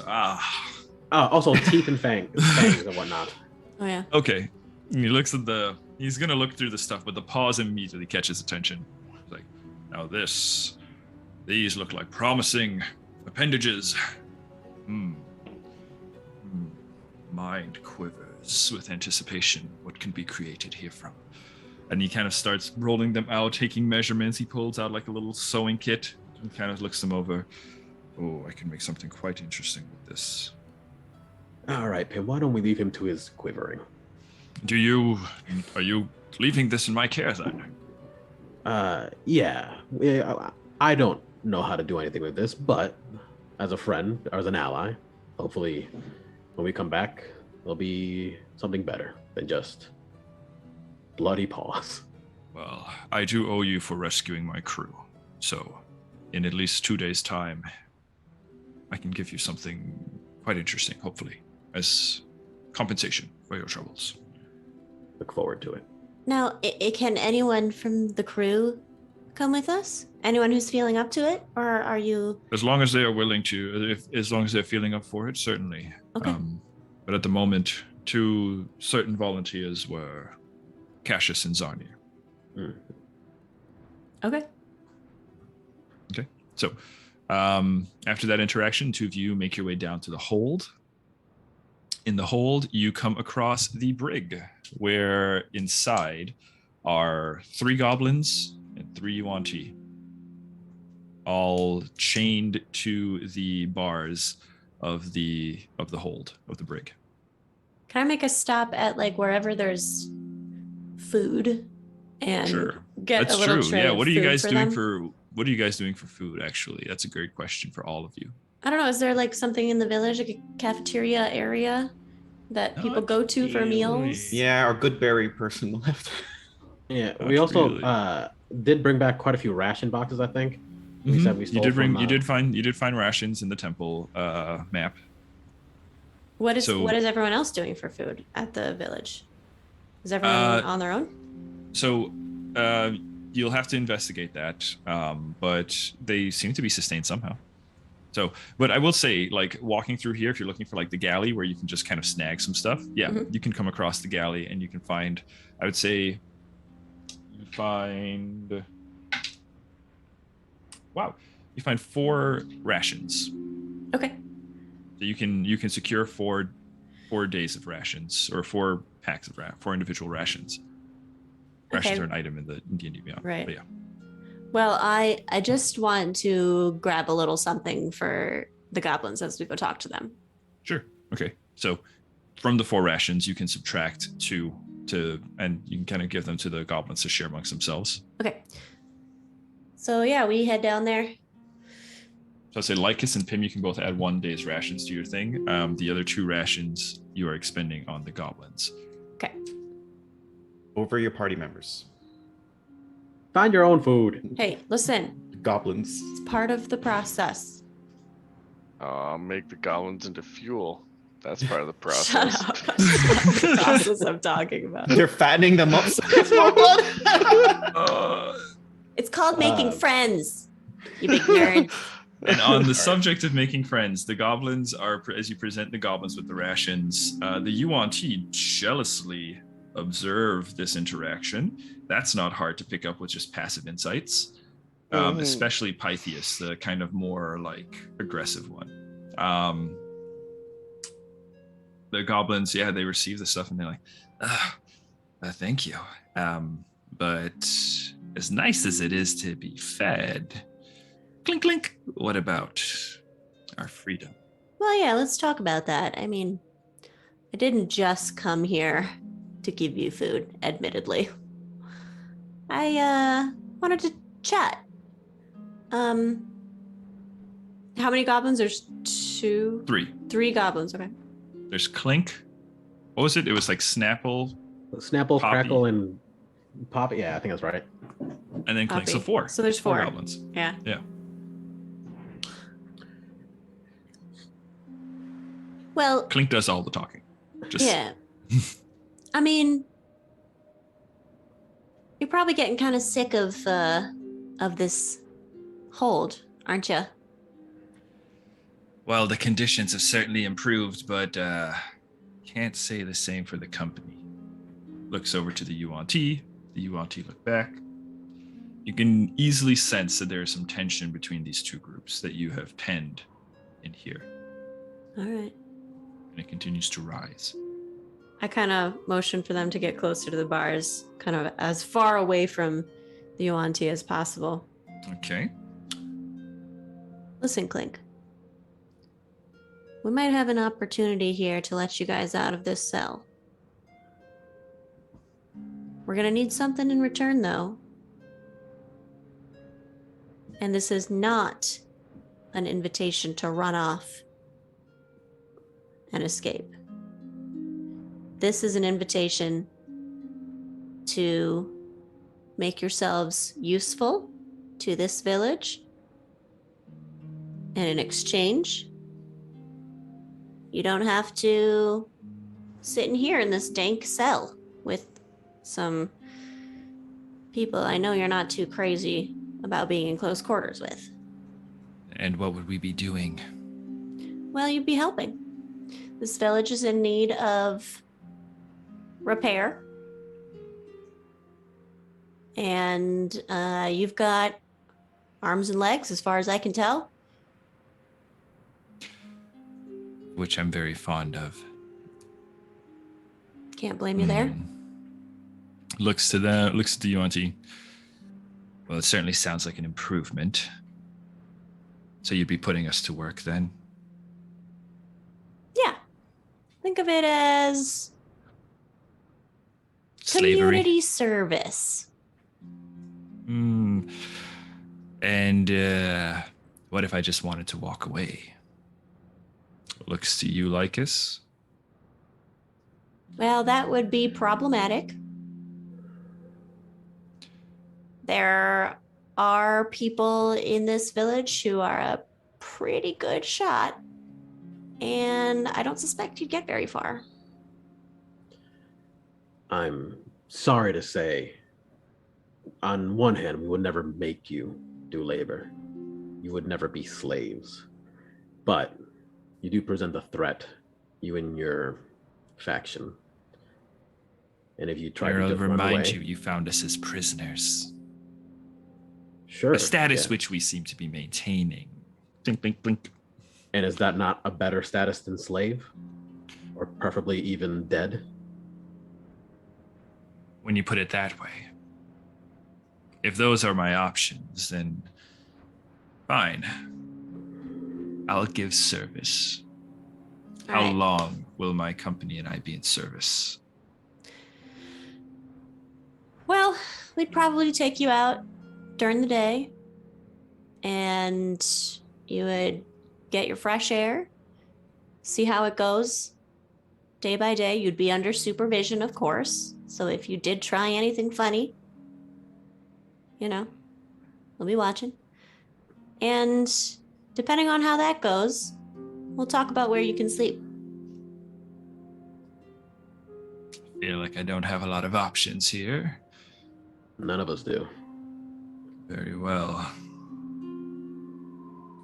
Very well. We will assist you however we can. Or however you see however you deem worthy. I'd like to roll But- insight. Okay, roll insight. But what? But the subject of how long we are to be in service is still up for discussion. We either need to be compensated or given the opportunity to take our freedom back.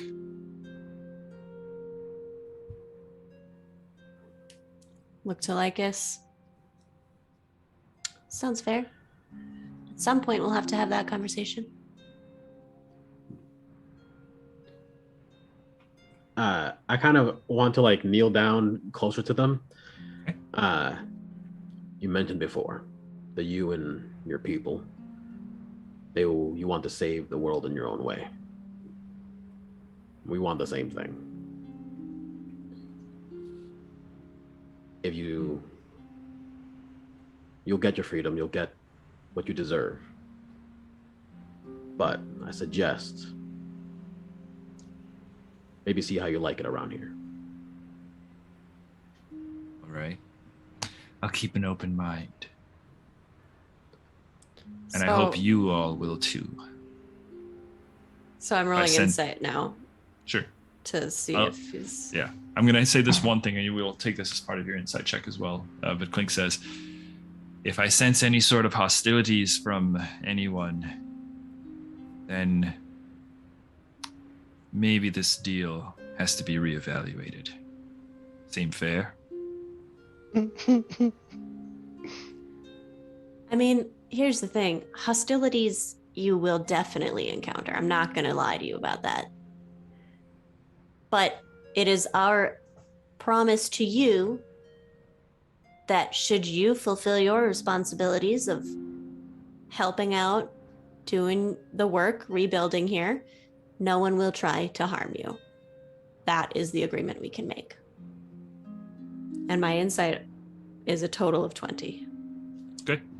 With the 20, you can tell that a couple things. Number one, definitely wants to get out of the cell. Doesn't want to be here anymore. Number two, willing to work, right? Seems willing to make a deal, willing to uphold the deal up until their safety. You can tell just from this individual, they are looking out for themselves.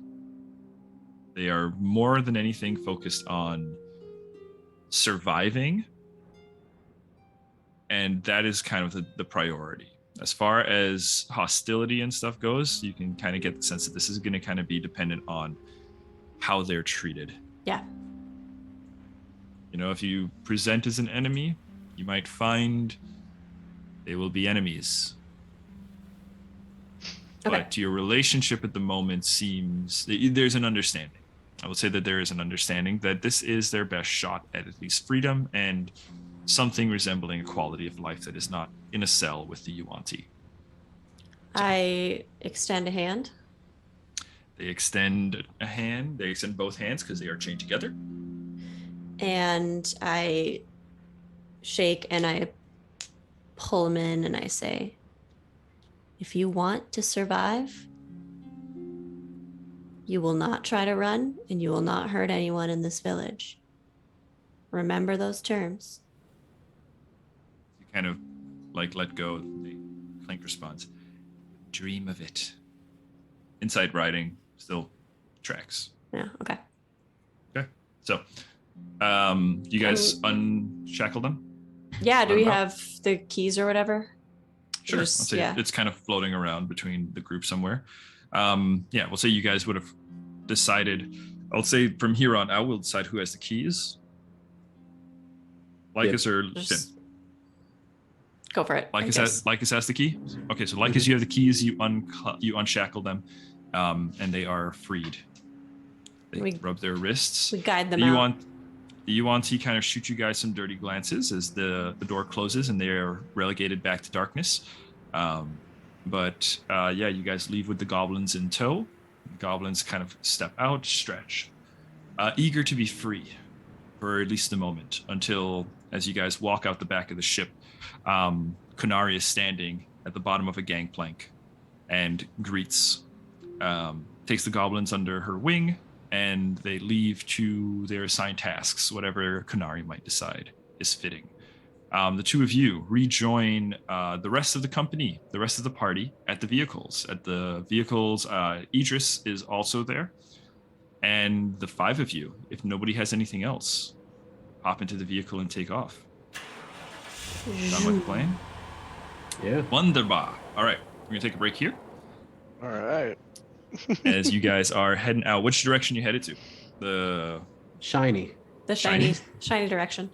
all right, shiny direction. That's gonna be southeast. Okay, cool. Got it. So we will be back in a few minutes, and we'll pick up as you guys head out to the southeast. Again, you've got Idris with you in the car as well, so keep that in mind as well. Okay. Beautiful. All right, see you guys back in a moment. So we are picking up where we left off here. You guys are traveling now in the direction of the southeast, where you saw that thing before. So I'll just bring it on over here real quick. We'll just be here for a little time, not necessarily a long time, unless there's any sort of roleplay you guys want to do while you're there. But this is the map that you guys have uncovered thus far, and you are traveling from the Frog Grove on this dot that way or that way. Don't really matter that much. But as you do change hexes, yeah. Yeah, I think the Bottom. diagonal down, diagonal up, yeah. Okay. As you're heading down, roll a. So first off, vehicle. Luna, assuming you're driving, Of course. roll an Arcana check. Haha, 11. Okay. Can I support Luna while I'm like in the passenger seat? For the help action. I will say, flavor to me how you were helping. So I would say, just after we had driven the previous time, this is just like a driving function, right? This isn't It's just a directions or drive. anything? Yeah. So just reminder, it's like, hey, this is the, like, we've got these buttons over here, just kind of going back over, so we're both like Okay. double checking, kind of like pre-checks, before Sure, we drive. Sure. Okay, sure. Co-piloting. Yeah, go ahead, take it at advantage. Then. Yeah. Go ahead, take it at advantage, Luna. I'm just gonna be saying, I know. And I rolled a 22.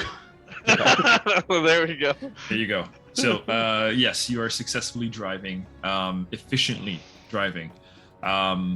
Lycus, I'm assuming you are doing the survival check of the, like, tracking or checking things out. Yes, I'm Navigating. sitting. I'm standing in the trunk, kind of standing up in there, looking Mhm. around, keeping an eye out. Okay. Roll a survival check. Here we go. Tim, I will say, you all also have the opportunity if you wanted to assist Lycus. As far as jobs go, not much else you would really do in the back of the car, unless you've had something in mind. Need a radio. Play some music. I could play some music. I was thinking of doing something else, so go ahead, Lucas. That is a total of 19. 19, yeah, okay. Yep, you are able to kind of keep on task, keep a solid heading. It's a little tricky, but yeah, you've got a solid heading of southeast that you're able to translate to Luna, who's able to successfully drive well with Edinor's aid and Pim. I wanted What to do you look around the back of this vehicle. Are there any compartments or storage areas? Smart. There are two kind of like storage areas in kind of the back tray. They kind of like go into compartments that are just kind of like housed below, the two separate ones. Yeah. Yeah, I want to try to open them and look inside. Okay.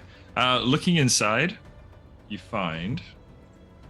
Roll an investigation check.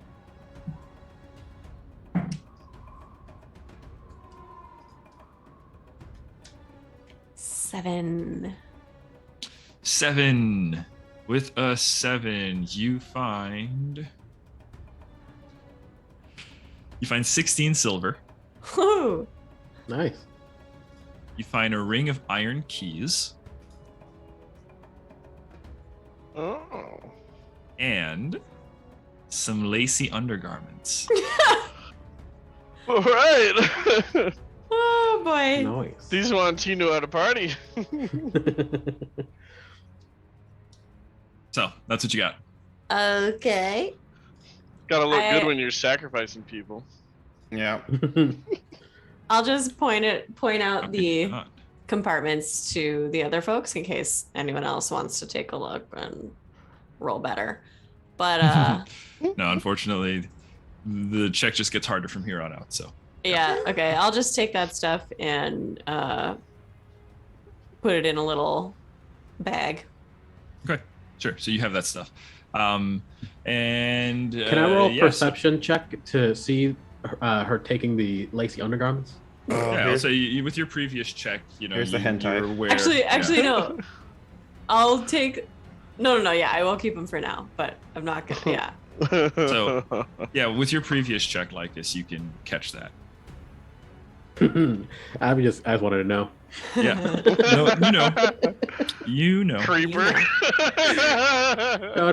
No. I'm going to give advice later on, but now we're on mission.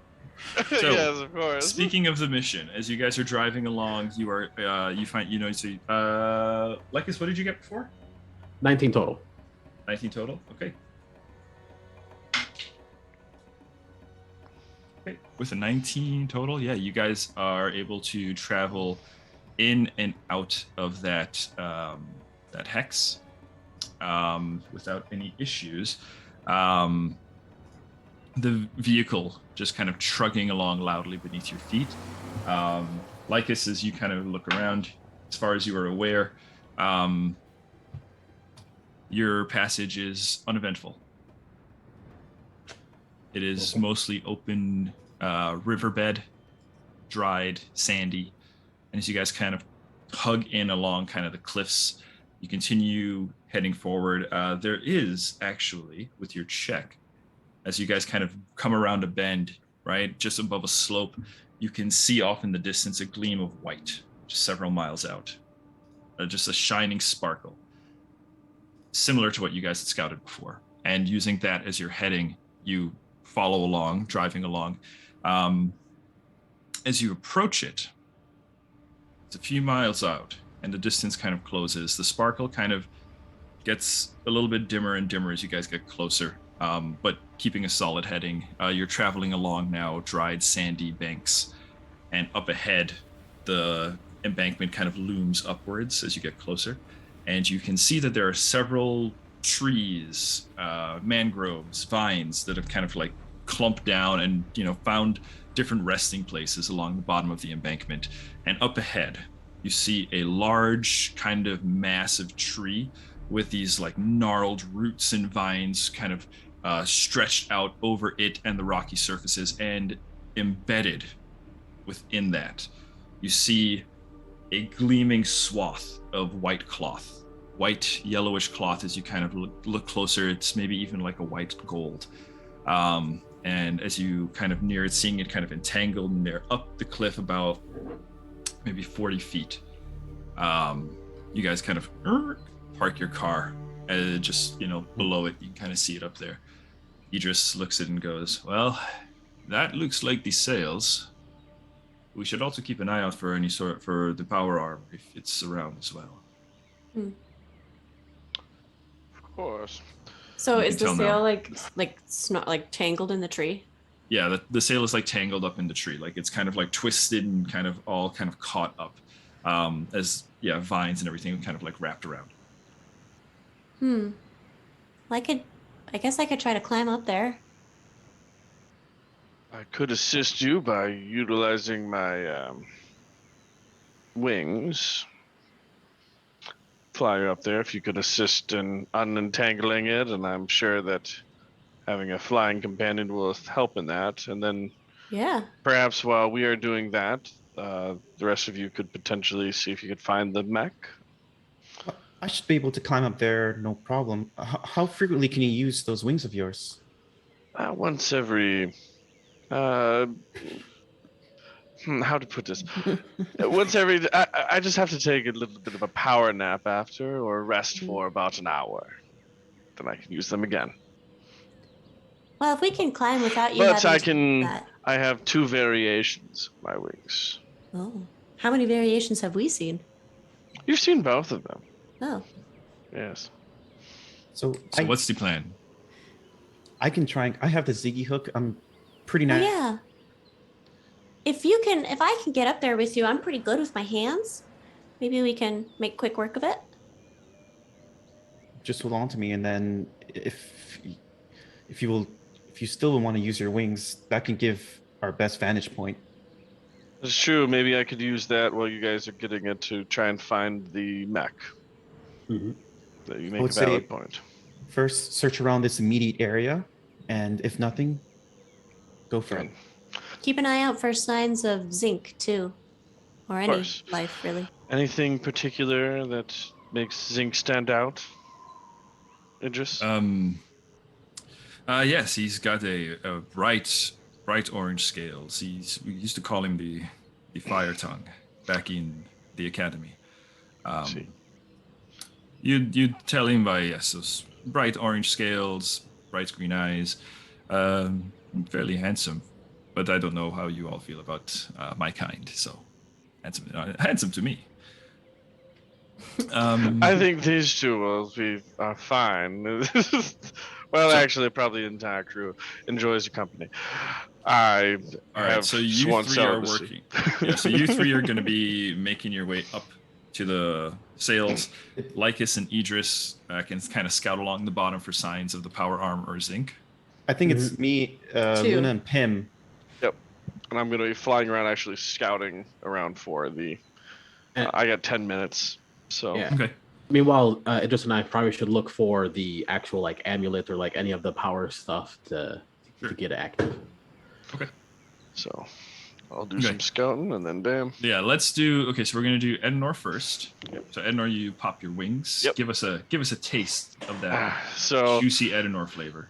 I'll jump up on the hood and then, well, I stand love back. Luna. I was wondering what Nigel was gonna do. When you Yeah, said right. that. Jump up on the hood. It's like, well, give me just a moment Don't as I scratch the take page off up. my sunglasses off. Hold on to these for a minute, Luna. As I hand over the sunglasses.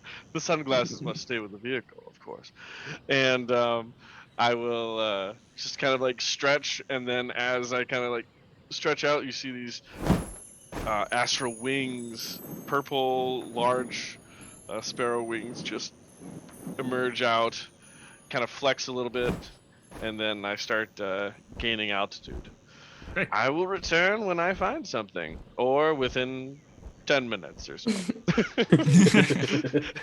And I kind of zoom up, Okay. try to get some altitude so I can kind of like see around Sure. before I do my search pattern. Next, a Going quick, out.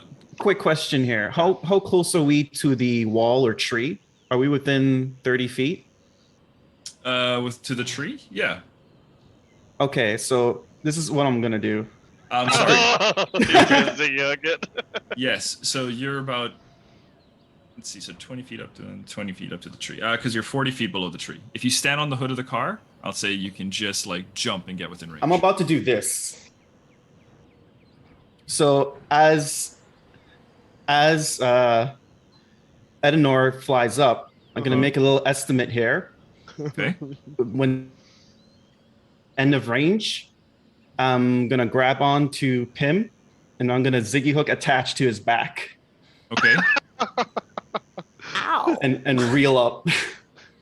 I guess Okay. I do have armor, luckily. Yeah, so- he has armor. Yeah. Okay. So you're gonna Oh latch my onto his God. armor. Okay. Roll. You gonna warn him first or just No. No, I'm it's gonna not. have you roll this as an attack roll, and you have to hit his AC or beat it. All right, I hope you roll better than a 19. Is this something that you've before you give it the result? Is this something you have agreed on Edenor with? Because if so, I would give you an advantage, as he's like helping out. No. His Okay. back is Then- just attached to his back. Then No. straight roll. Straight roll. No, I didn't. Well, actually, I'm gonna use my inspiration for this. Sure. Do it, do it, do it. All the inspiration's getting burned this time. I still got Kinda mine. wanna- It's an attack roll. Yes. You're proficient in And Ziggy, right? you can use your intelligence modifier for this. Well, if I go based off spell attack roll, it will be exactly 19. Sure, we'll call it a spell attack roll. That's fine. That uses your intelligence modifier and your proficiency. Okay, Edenor, what is your AC? 19. Eats it. All right. Nope. So, as you're flying up Edenor, there's a sudden sensation. You're suddenly like kind of jerked back for just a moment as you kind of like zoop, bear the weight, and there's a hissing noise that kind of gradually grows louder. As Pim, you're going with, right? You said. Yeah, I see Luna pointing at Edenor, and I'm like, "What are you doing? Wait!" Okay, so Pim kind of being trailed up with Luna. Zoop. Okay, Luna, you boom, hit Edenor's back. And as soon as I do, because I have the shades, I'll say you can put them back yourself. And I'm gonna attach to the tree if I can with the Ziggy hook. Okay, yes, you can easily attach to the tree. You're up at that. You're Can up at I that height. grab his ankle while he's doing this? You can Dear definitely God. grab her ankle. Oh my you can God, try. you guys. Or grab This would be- Luna's ankle. Roll an attack roll. Okay. Ugh. All right. What modifier do I use? This would just be strength. Strength. Gotcha. So that is an 18. Okay. 18. Then yeah. Okay. Yeah. You see, you're able to I'm successfully. gonna fucking burn shield on this bitch. 19. Hey. Okay. Oh my You burn God. shield on this. No one's bitch. hitting me. Can I counter with another shield? No. Unfortunately, that's not how that works. I will have my moments. And this would have been kind of like your attack of opportunity. As we'll call it, like if you want to kind of like formalize, put some rules on it. This would be like Okay. your attack of opportunity to try and turn and grapple. But with shields, Luna's sees you make the grab, boom, pops up the arcane shield, Luna, you are able to grapple onto the tree, Worth it. right? And you're able to zzz, and now you're kind of like going directly towards the sails. I have a long memory, Luna. Oh my god. Lycus, while this is happening, yourself and Idris are kind of like walking along the bottom of the cliff, just kind of keeping an eye out. So it's just the two of you at the moment while those shenanigans are happening. Yeah, just looking up. Wow, they're getting more rambunctious. Yeah, they certainly seem to be in a good mood. Something like that. So, Idris, help me out here. I got a question for you. Real quick. As this is happening, just because I don't want to get too far into this because they just kind of announced that. Pim and Luna, the two of you kind of land onto the tree. You're hanging onto it, kind of taking a quick assessment of the sails, right?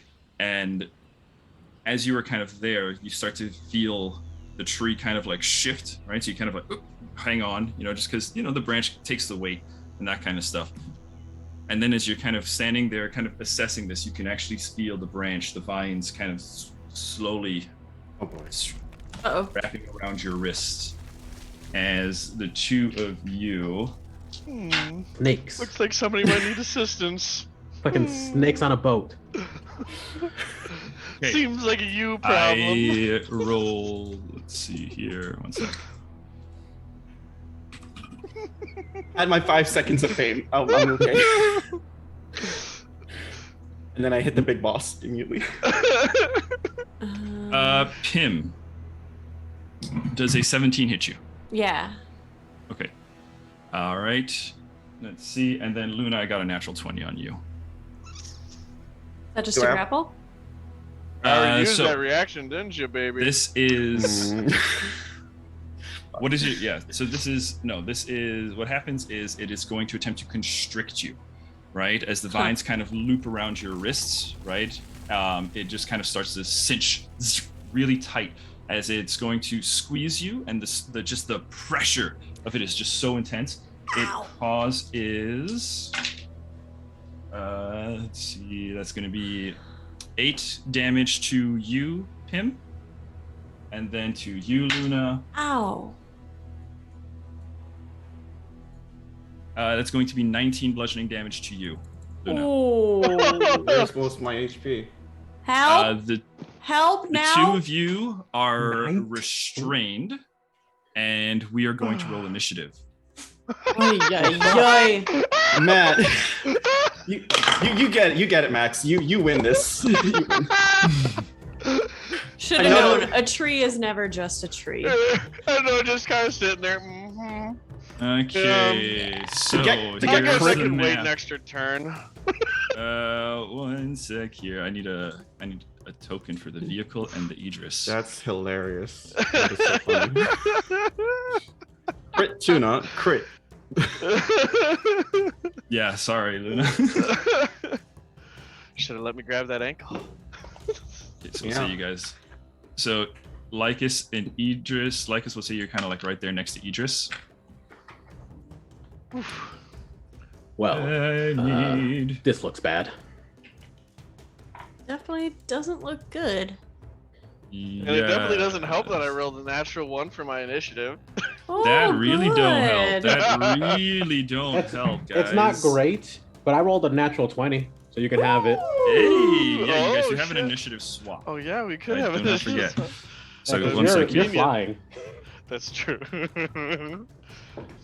Yeah, I'll just start off the round. Ednor, Endor, good sir.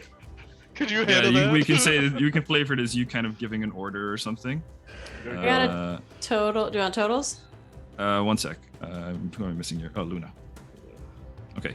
All right. Roll a couple of quick initiatives from my guys here. Oh, guys, Right. multiple. Interesting. Well, you do have Idris with you. So I don't know where exactly. I'll put my Okay. token here, but I don't know Lycus? where exactly. Yeah, I'll place you. I'll place you Okay. in Pim. Gotcha. Lycus, initiative, please. Oh, nat 20. That's right. You were that nat 20. Edenor, you were a nat 1. I was in that one, which is a total of 3. Okay. Pim? Total of 21. Nice. Luna? 19. 19. Okay, really good rolls. Okay, so you guys get one swap. Right now, your order would be Pim, Lycus. Oh no, Lycus, you got a natural 20, but your initiative's like a 24 or 20 something, like 23. Okay, sorry. Yeah. So never mind. It would be Lycus, then Pim, then Luna, then Edenor. I think we're switching, right? Yeah, I'm on the ground. I'm the least useful currently. All right, I'm floating up in the air.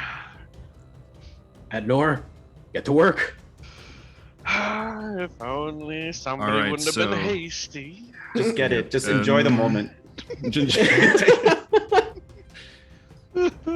I admit mistakes were made.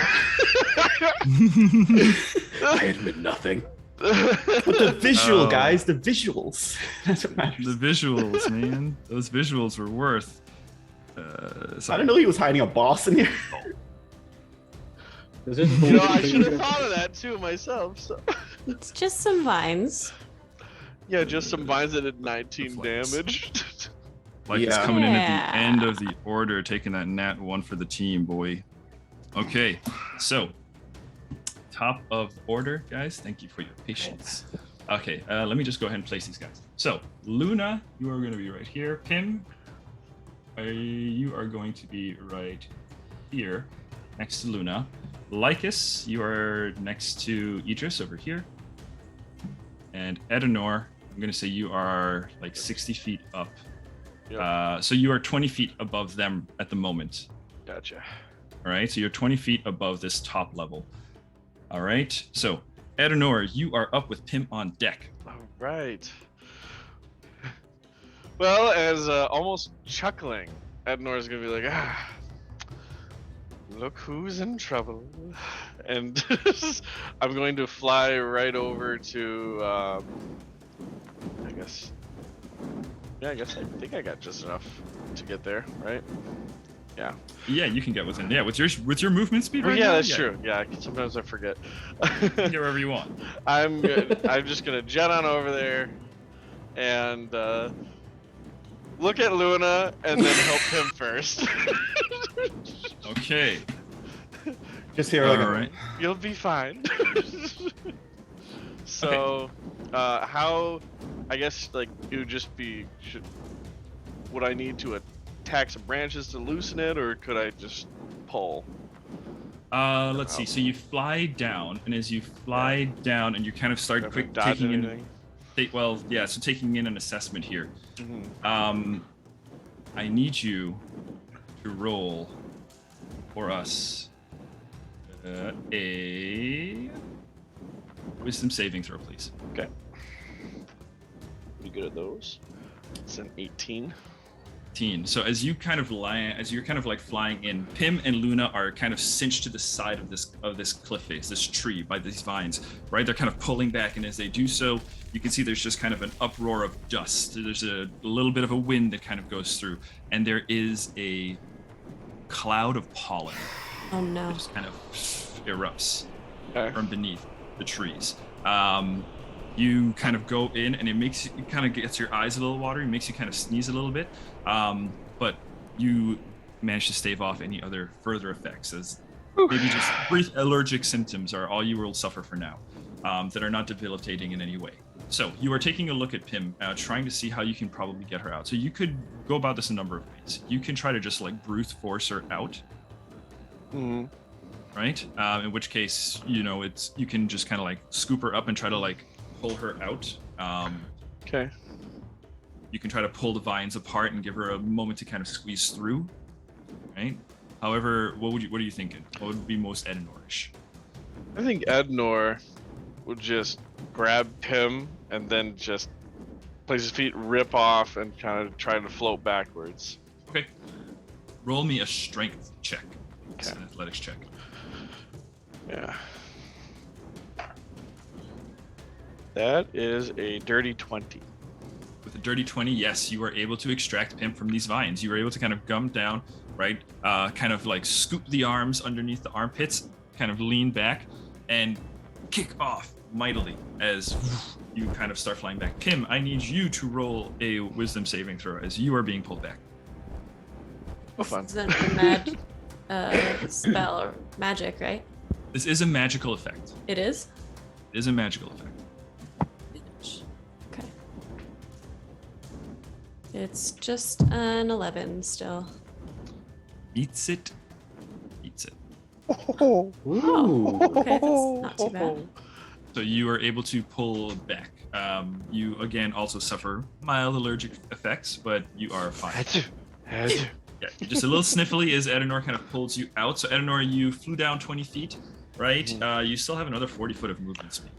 Yeah, that's true. And how far is the floor is here? 40 feet. So the floor is 40 feet? Yeah, where Idris and Lycus are is a little further out, but the floor like right down here is 40 feet. Gotcha. All right, I will bring Pim down to the floor then. Okay.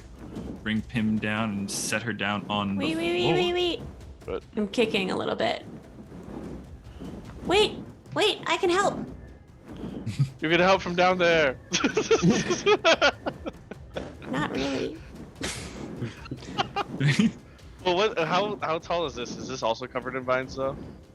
It's still pretty covered in vines. That is 20 feet. Okay. But is this not covered? I'm just curious. No, that's not covered. That's just blank rock. Maybe I'll drop Pim. I think I'll drop Pim over there, just so then, because does that save me any move to try to move back towards Luna? Yeah, I'll say that's 30 feet away. So Okay. we'll give you that 10 feet back. So Pim, you would be Gotcha. there and be 30 feet away from the Gotcha. So I'd be like plant. there, right? Sure. Yep. So I guess I Okay. went over. There we go. Yep. All right. So that is Ednor's turn. That is your action. I don't think you have any bonus action things. Not.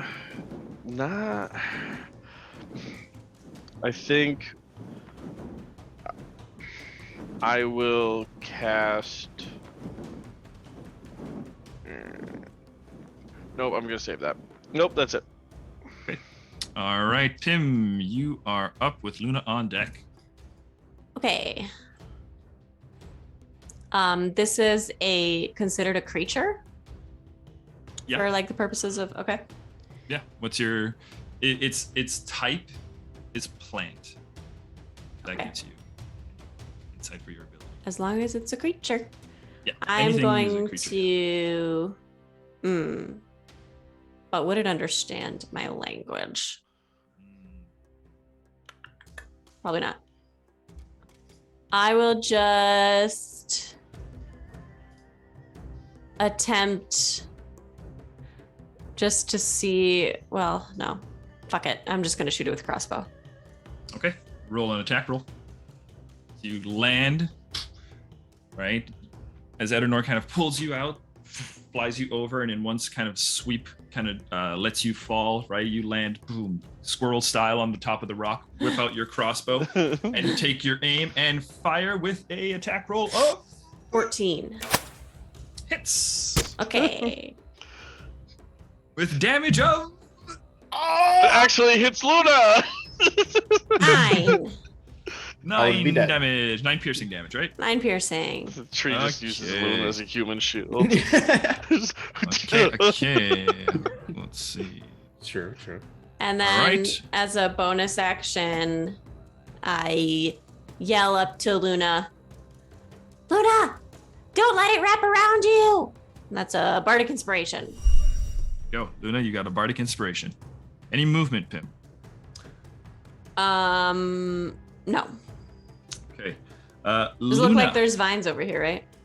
Let me see where you're clicking. Someone on the screen. If I get onto these rocks. Yeah, it looks clear for now. Okay. You know, there's plants. I'll get a little closer then. Yeah, the vines are not like whipping out or anything. They're just kind of like churning beneath, like along the surface of the thing. Yeah. Right. Okay, So I'll you're just like shooting into the pile of vines. Yeah. All right. Yeah. Then Luna, you are up. Do I have the vine that's holding on to me? Do I have a discernible target, or is it just the vine the vine itself, I mean, it just kind of like writhes and twists into just more piles of vines that are also starting to kind of coil out and try to grip you on your legs, right? As right now, currently your right arm is gripped as you are restrained against it. Okay.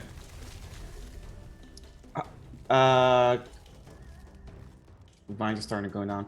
Because what I was thinking like it's bigger. Oh, I'm sorry. Hang on. So you're restrained, and you take at the start of your turn. Take 5 poisoning damage. Oh, Jesus God. Okay. We need to burn this tree down. Yeah. Naughty tree. You take 5 poisoning damage as there are thorns on this vine that kind of sink into your skin and leave like a burning sensation in your arm. All right. How's Luna looked? I have 2 HP. How low? Oh shit. Well, yeah, I got crit.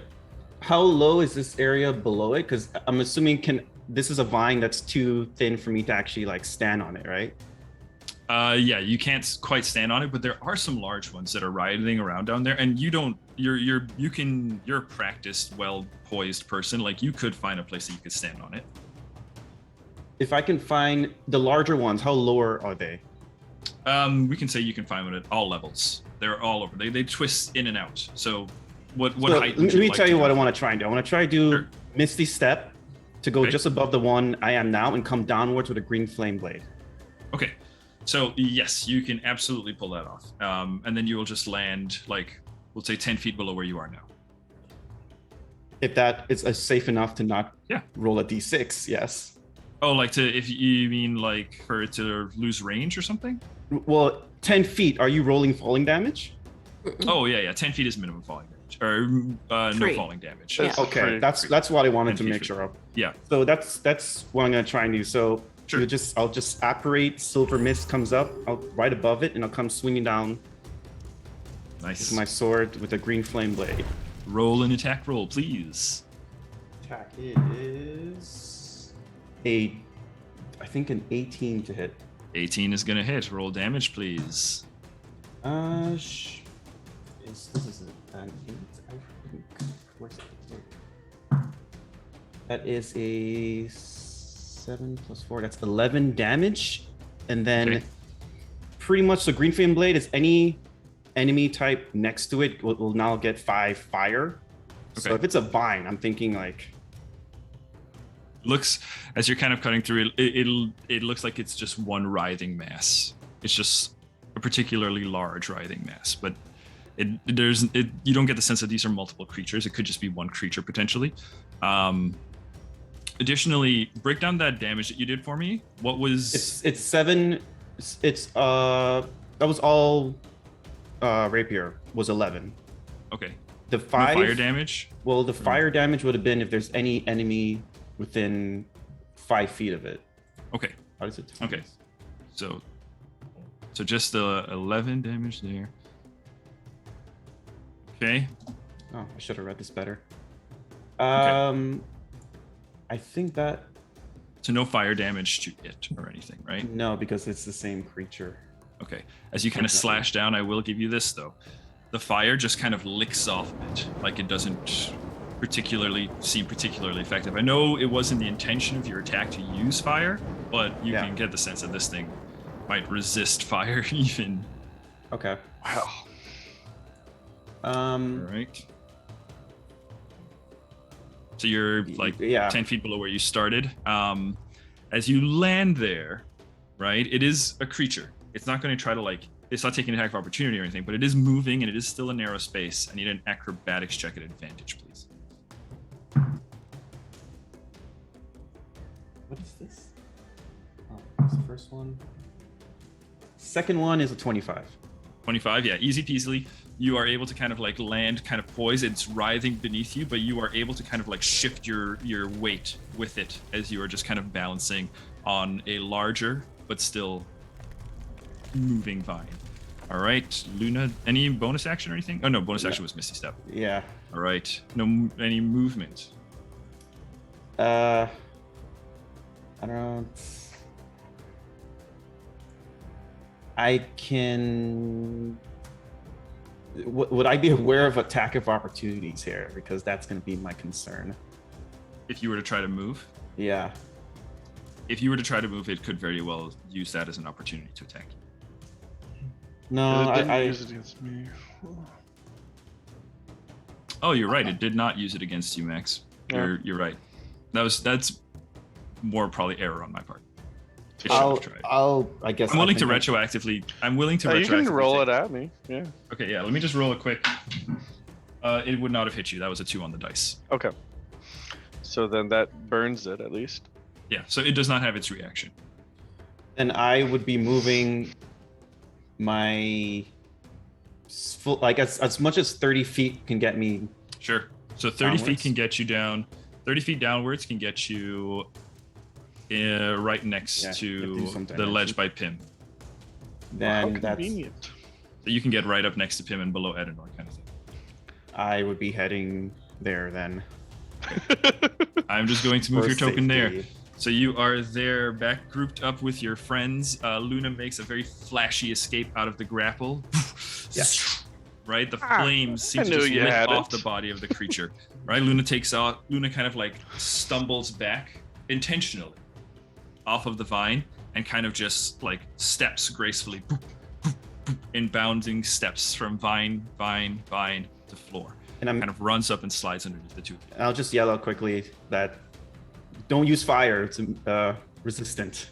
And that's my turn. Okay, that is What? Luna's turn. It is the Assassin Vine's turn.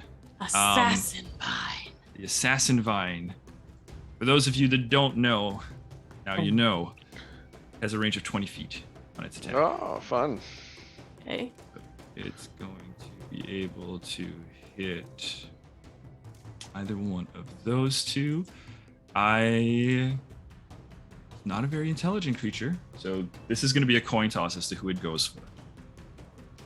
Because if I'm flying up, I'm like 10 feet above the ground. Would I technically be closer? You're within range of it, Yep. but it is not, again, it's not a very intelligent creature. So Gotcha. I'm going to coin flip. Lycus, you're going to call it. We're going to see who we get. I'm going to say tails is Edenor, heads is Luna. Lycus, go ahead and call it. Wait, What? call it. Wait, You no, just called it. You just called. Oh, So okay, sorry. you just Never mind. have to Lycus. flip I will flip. Lycus, you call who it's going to be.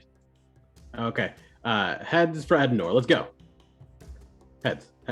It is heads. All right, there you go. So it's Phew, going to somebody's attack getting Edenor. pretty lucky below me, huh? It's going Yep. to attack you, Edenor. Let someone else get crit. That is going to be a natural 1 on the Ugh. roll. It slapped Really himself. Invoking an attack of opportunity. Yeah. None of you are within range to take an attack of opportunity on That's it. fair. Does Edenor have a Well, spell I mean, attack? Can you do a spell attack? I don't believe. I think No. you need a feat for that. no, I think So. that is a feat. So yeah, it just whiffs. It goes to kind of shoot out, right? But I mean, you are watching this thing writhing, and you have incredible speed as you kind of flit around like a sparrow, just as the vine kind of whips out. That is its turn. It really doesn't move, so it's going to continue to writhe. Thank God. Then it is going to be. I need the 3 of you, Edenor, Still- Luna, and Pim. I need the 3 of you to roll a wisdom saving throw. Okay. Okay.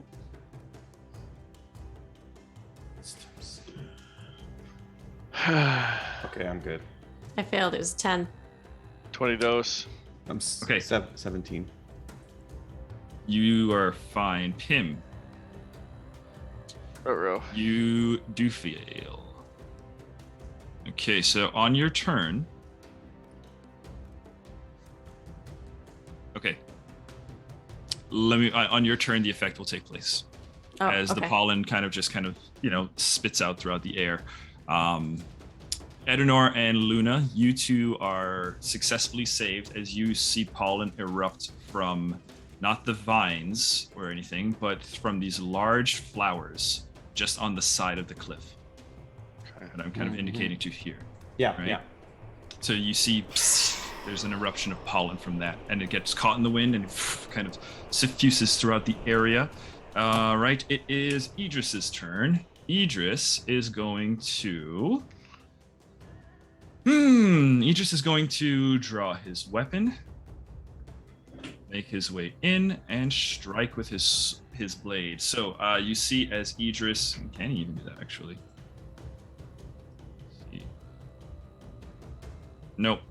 He's going to use all his movement to try to get within range of the thing. So he can get 60 feet.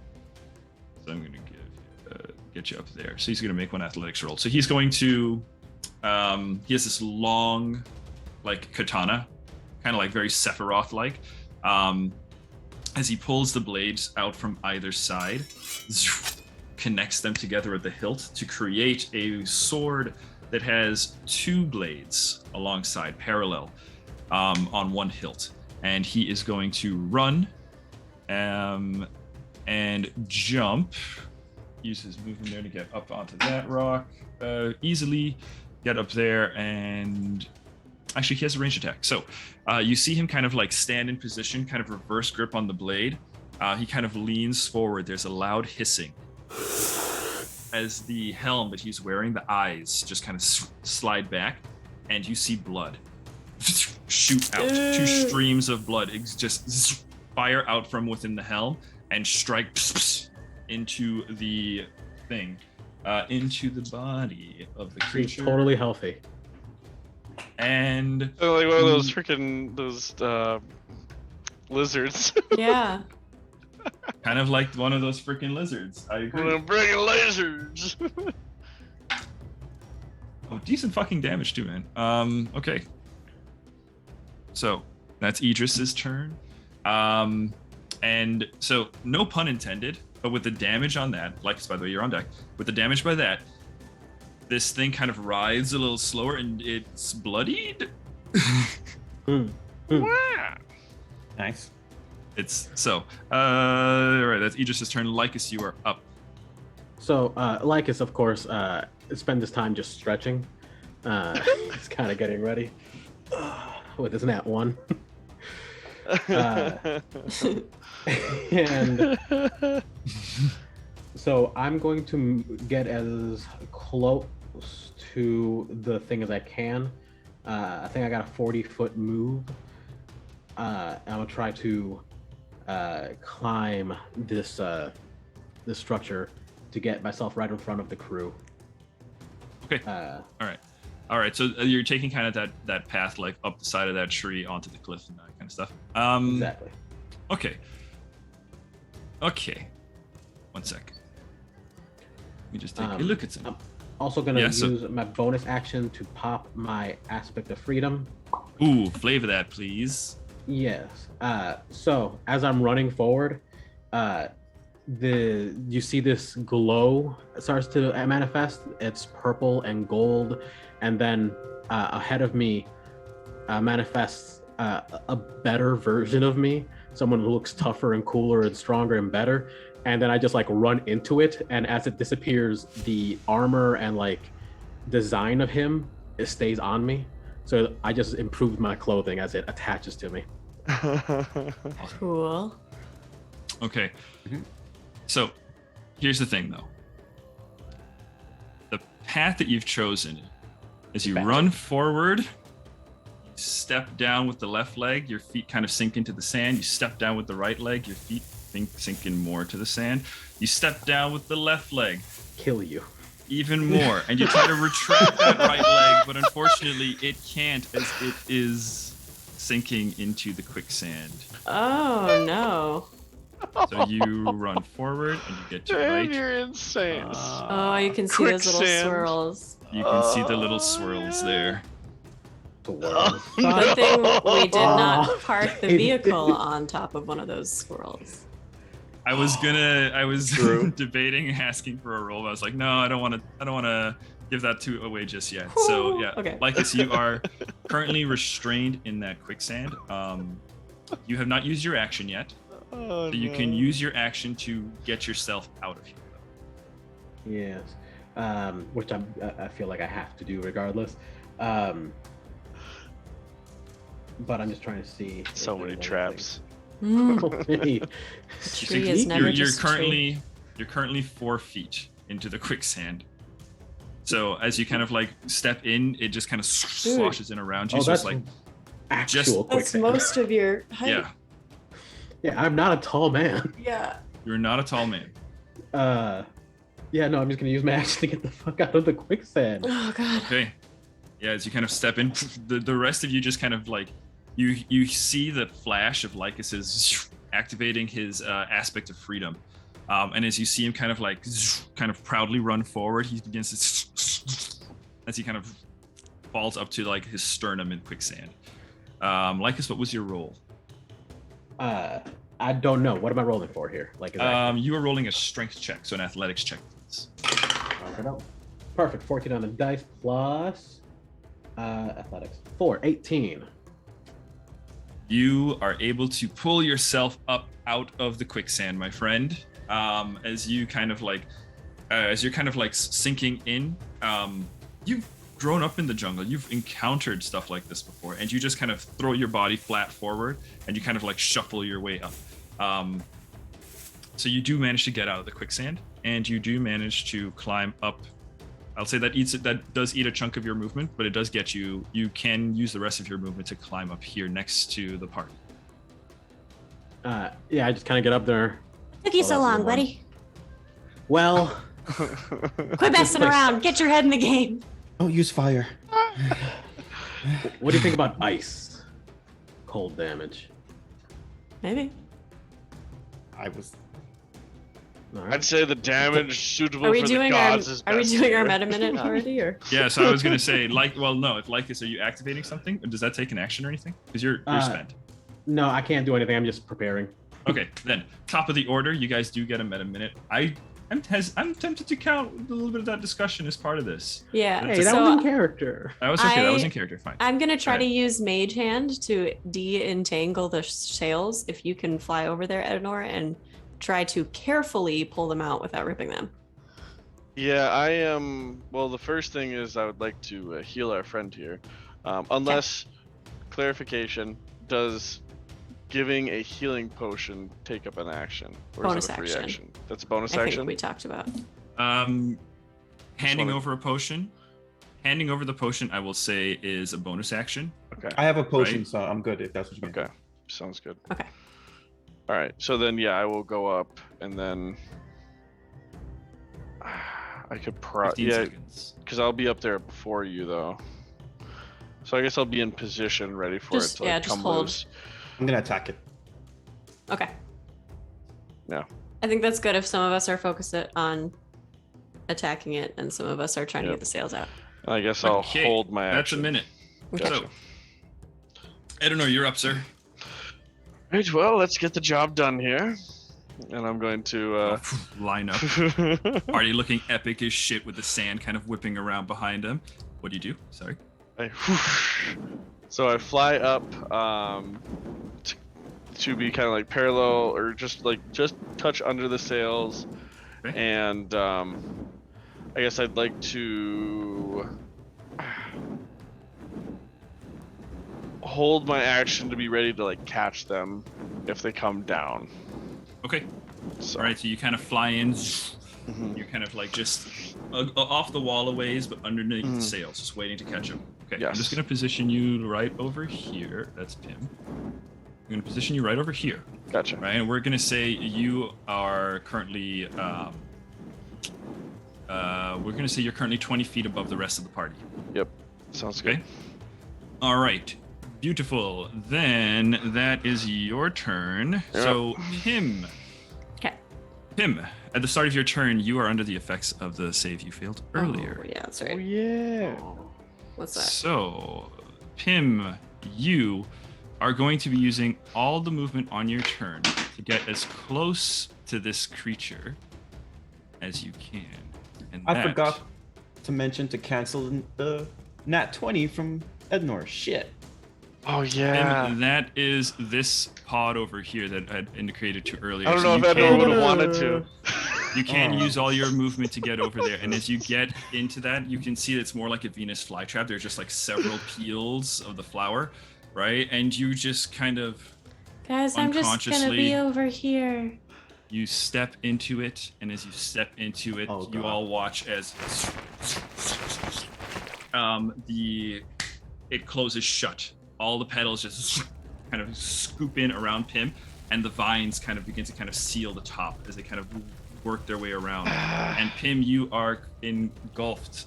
Give me 1 sec here. Wow, that messed up my turn a bit. So you are trapped in its leafy jaws. You are currently blinded and restrained. Great. Wonderful. Love that for me. Okay. And that's that. So yeah, you are in there. So that was all of your movement. You still have your action and bonus action as you kind of come to Yeah.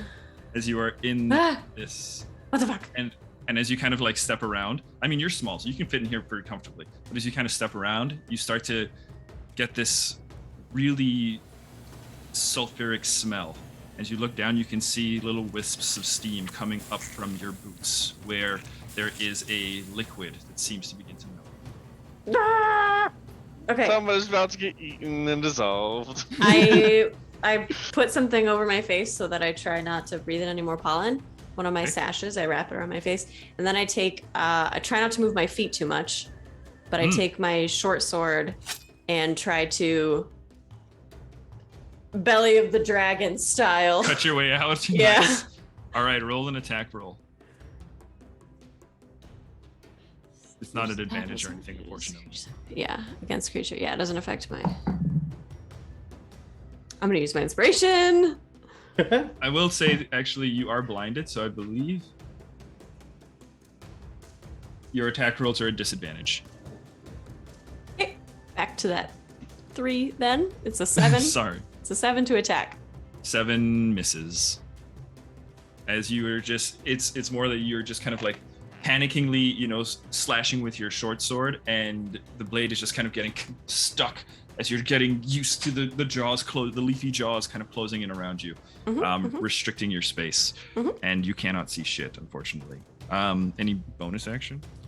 Hell yeah, I'm gonna give myself bardic inspiration. Hey, well, how do you inspire yourself? Come on, Timmy! You got this. Mhm. Okay, Luna, use up. I was You actually just gonna watch head. Pim get sucked in by the leafy jaws. I will be heading that direction, and as I do, I'm popping a potion Okay, as well. this is your potion. Yeah, you I, had this on your. Okay, has yeah. one. I have 2 potions on me. Well, now 1. Okay, yeah. Now And one, then, yeah. It's a bonus action. You get 10 HP back. then as I'm getting there, I'm going to use. I'm gonna. Yes, because I'm gonna do like a. Try and pierce lower end of it, and I'm gonna do like a charge blade cantrip. Oh, okay. So you're kind of like slashing into it, Yeah. on the or because lower- it's a rapier, so you have to pierce into it. Okay, roll an attack roll. Tim, roll me a d20. Natural 19. Fine. Okay. So, what was your attack? 21. Yeah, you definitely hit. Pim, as you are kind of like slashing around, you just briefly you hear, right? You feel the blade kind of pierces in. You can't see it. Oh, you have dark vision? I do have dark vision. Okay, so you do have dark vision. Sorry, so the blinded probably wouldn't have given you too much disadvantage. So sorry about that. I would have missed anyway with the inspiration. Okay.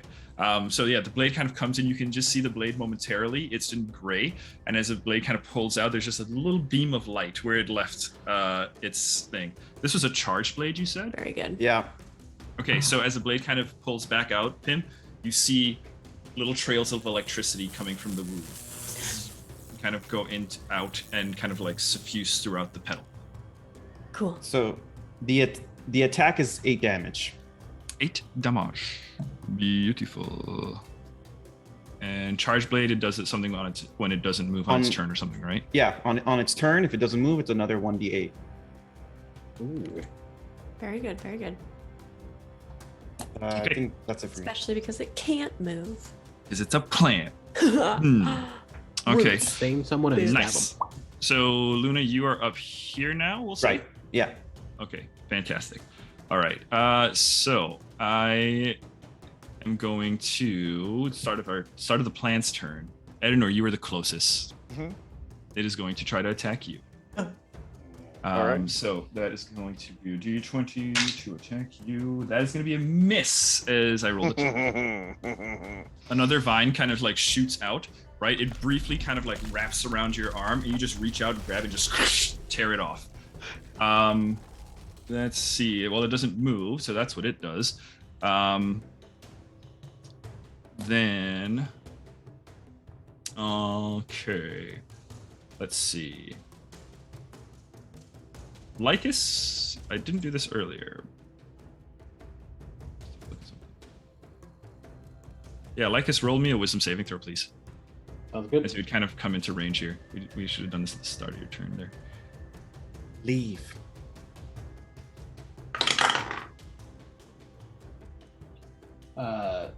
13?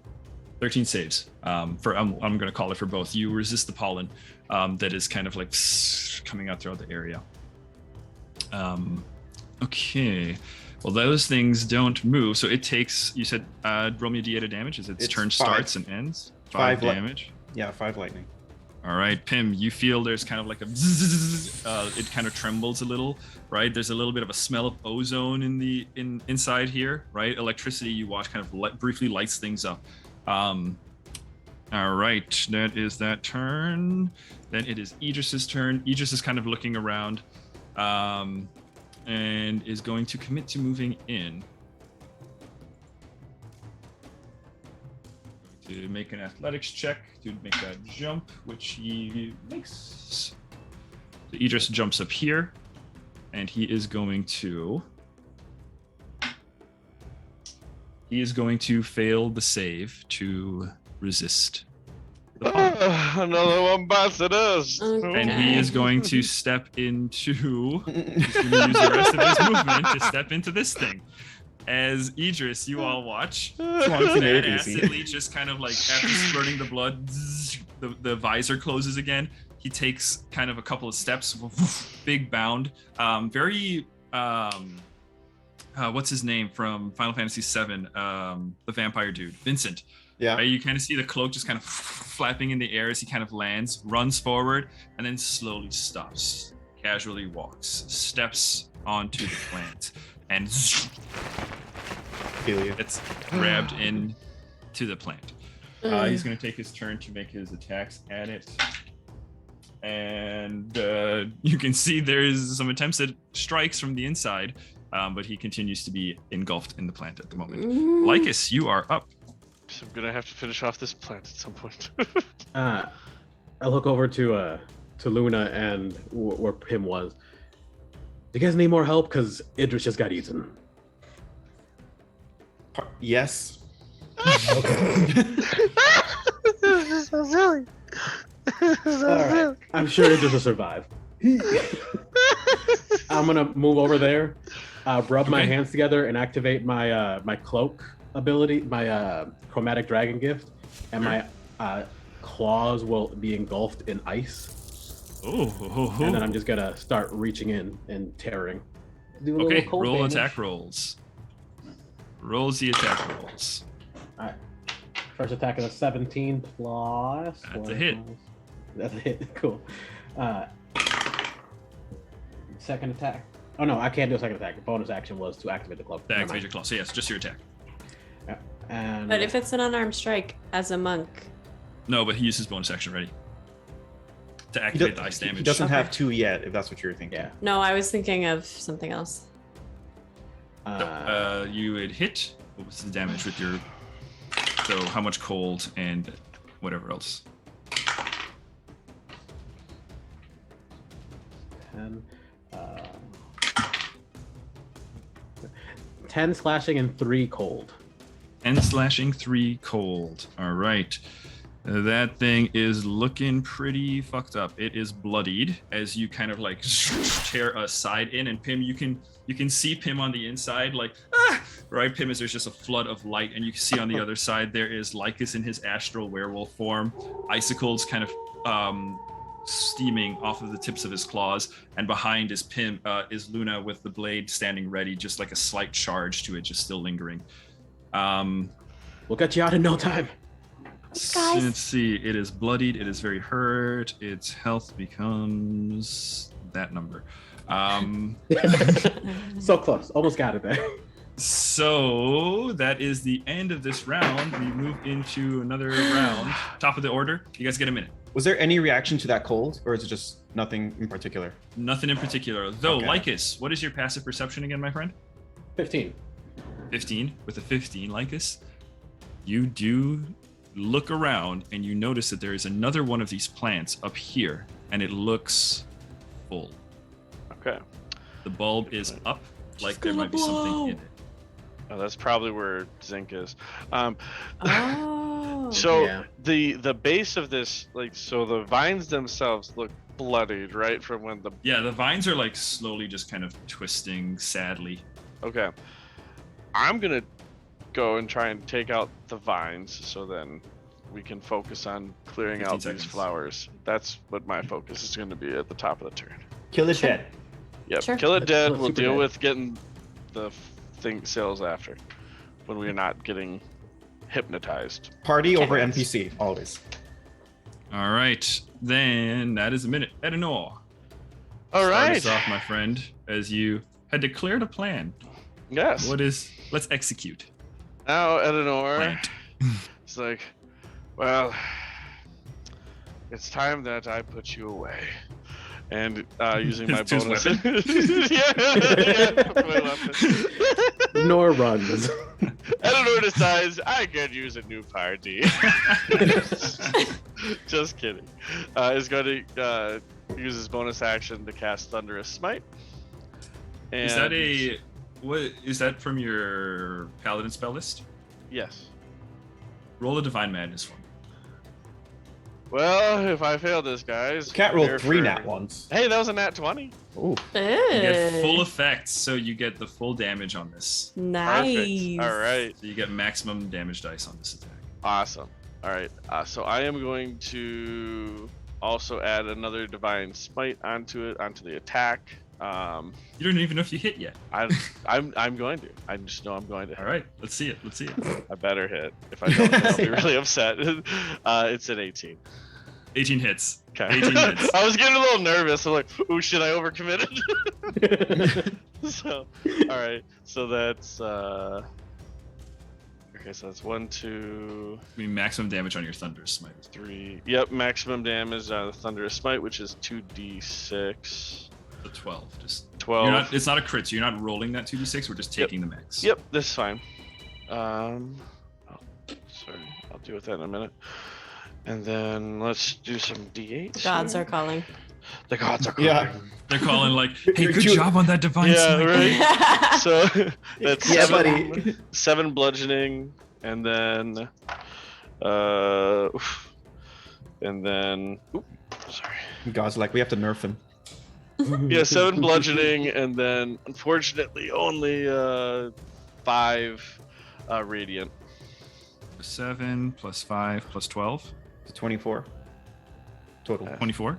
Okay. Yep. 5 of it's radiant. 12 of that is thunder. Okay. Yeah. Yeah. No. So, you guys see Edenor kind of make the announcement to deal with this thing.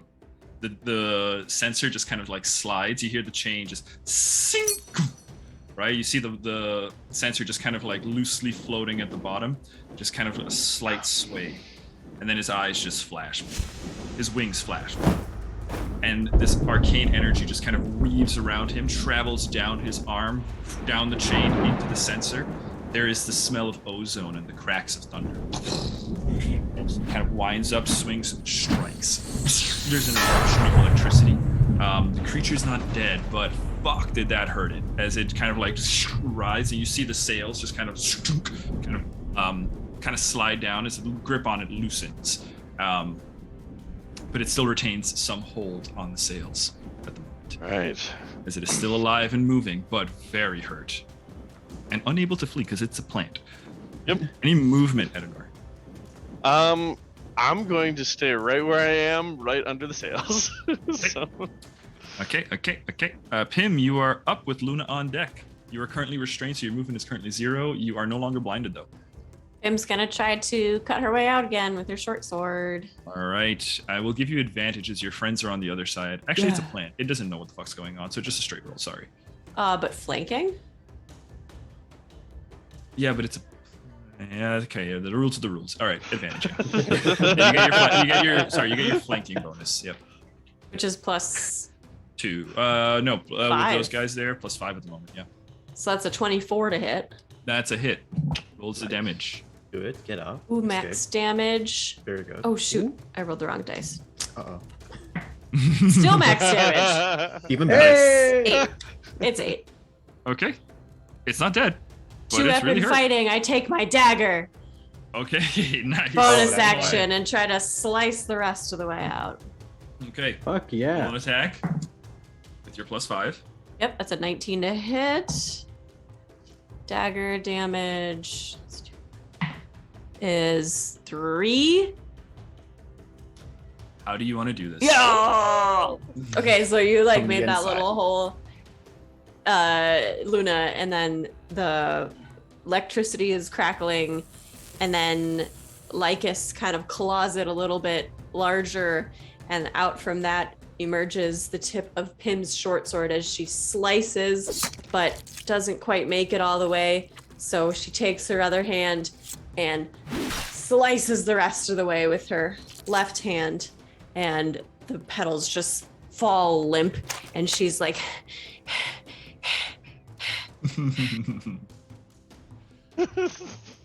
Absolutely. I just epic. imagine like the hair's just a little ruffled. Here's it's a little actually a ruffle. little like electric from the electricity, Yeah. so it's kind of like, The static, yeah.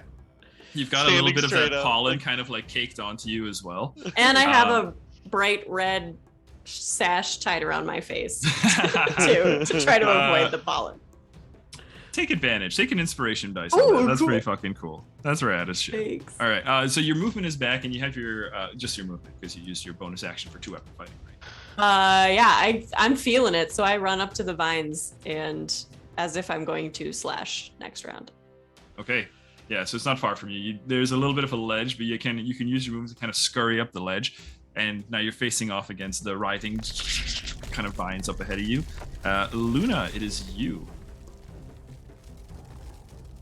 Okay. The vines are still left. I think I'll just do a risky thing here. I will look towards. I'll try to make a guess at how deep I can go, and I'm going to try and cast Shatter on these vines. Oh. Where I can see the root of it. Sure. Okay. Roll a investigation check. It's a free action, just to kind of identify where that spot might be. That is a 14.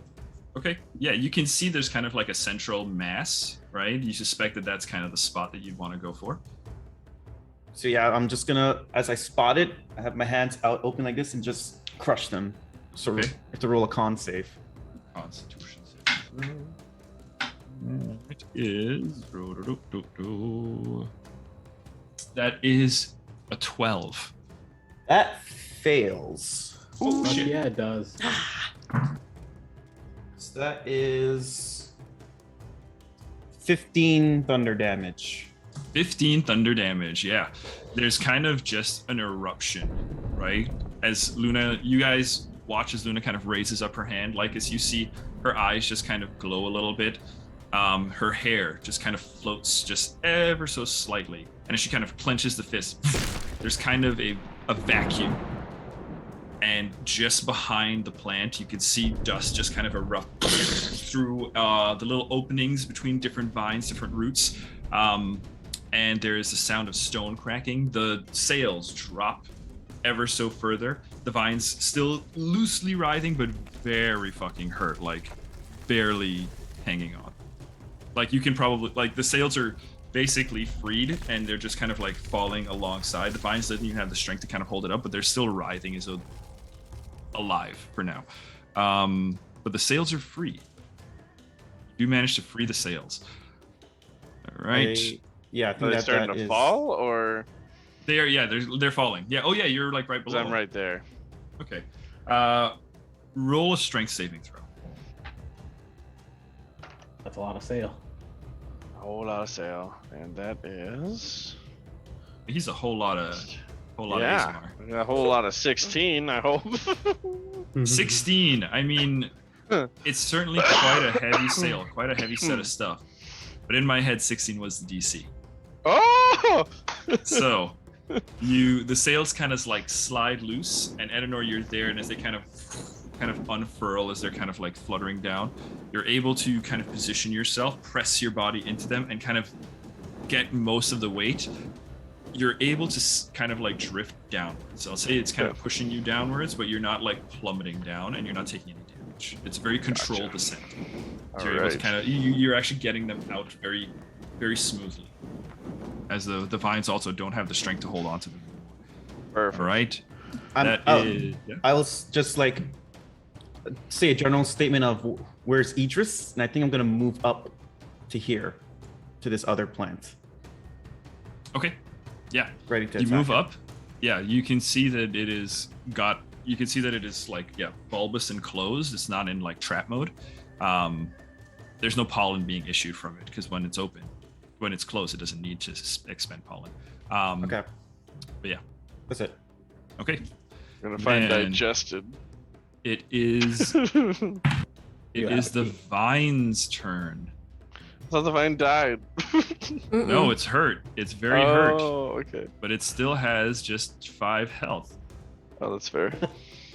I know. Hey man, I don't make math. I don't decide how numbers work. I don't make the math. If I would've rolled better, it'd be different. It's gonna take an attack roll at you, Edenor. That's fine. You're still kind of the closest thing to it. Unless, Pim, you want to try to aggro it? I'll give you that opportunity. I do have shield, mind you. So. I mean, I You're just currently did what I occupied. did. I ran up to it. Okay. Yeah. I'm not doing anything though. Edenor, does a 23 hit you? We're gonna pop shield, Yeah. so it does not. Does shield have a somatic component? Because you were holding on I to have a these... warcaster. Okay. All right. Good check. Damn right. Good check. So yes, you see the vines kind of like make one lash, kind of go up towards you, right? And as they're kind of closing in around you, still kind of riding the divine energy high that you just received, you just kind of glare at it, and it just kind of hits the shield. You guys see as it kind of there's a flash of light as it kind of like repels, as its attack is repelled. All right, that is its turn. That's why I love warcaster, baby. That's a good one. All right, the flower's turn. They are going to try to make an attack on Idris or whatever. Yep. So we'll decide that as it goes. Okay, Idris's turn. He's going to make his attack against the flowers. As he is still, I rolled double sixes, 2 sixes, as he is just kind of slashing away at the inside of that thing. All right, Lycus, you are up, my friend. The plants are just barely hanging on. Luna's investigating another Venus flytrap thing. Idris is trapped in one. What do you do? Muted. You're muted, buddy. Muted. I'll mention to Luna, Idris is actually in the other one. I'll go get him. You figure out whatever the fuck's in that thing. And yeah, I'm just gonna go over to Idris and unleash some attacks. Sure. Yeah, absolutely. Your movement will get you there just fine.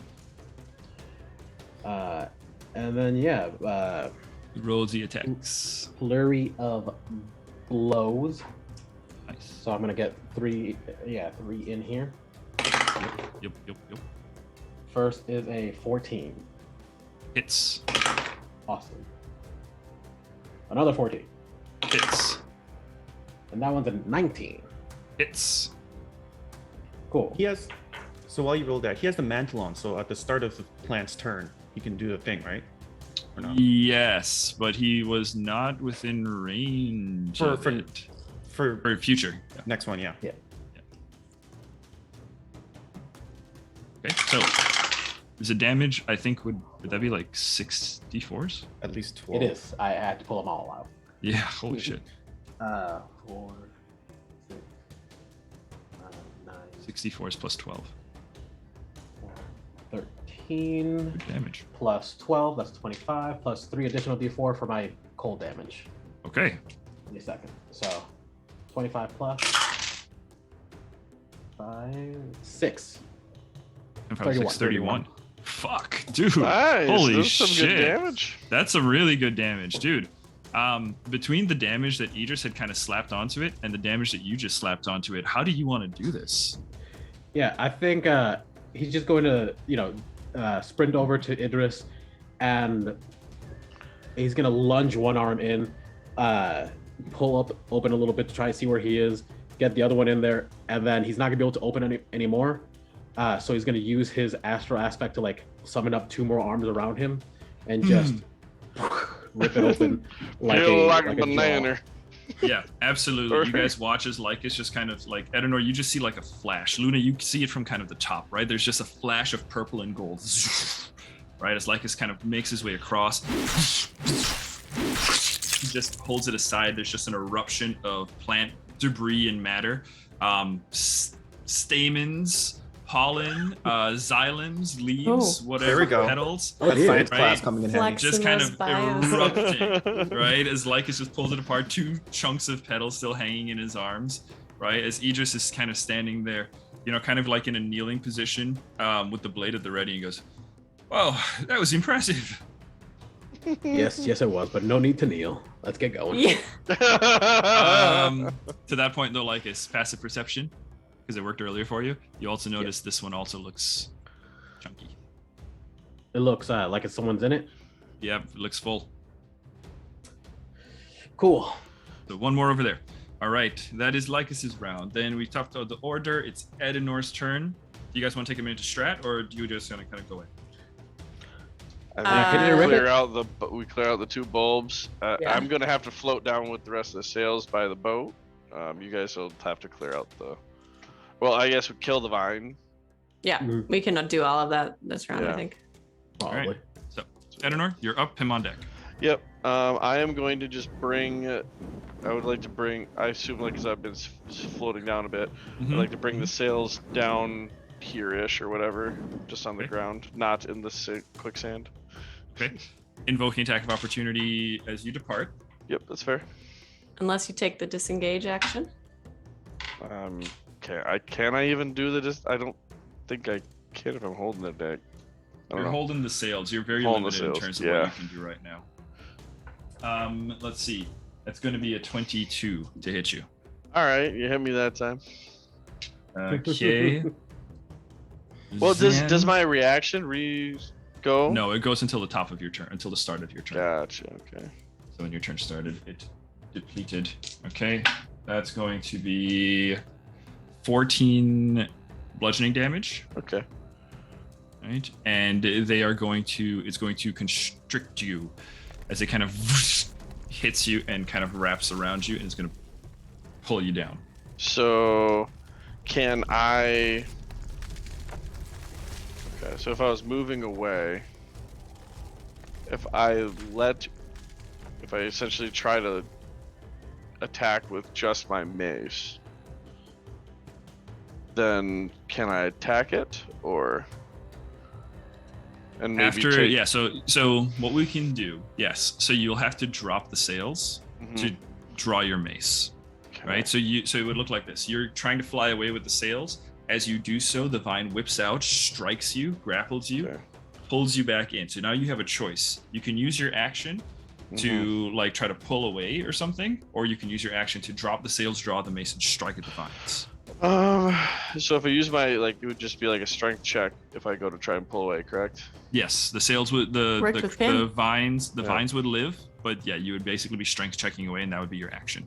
Okay, I think I'm gonna do that. Protect Okay. the sails. Sails, go for it. Alright, baby. Some of us have mending just in case, so there's some I do have damage can mending happen. as well. Yeah. Okay.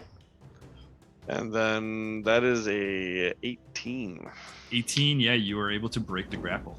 As you kind of like pull down, you just kind of like it wraps around your legs, and then you just kind of like take a sweep of the wings, kicking up just a little spur, a flurry of dirt.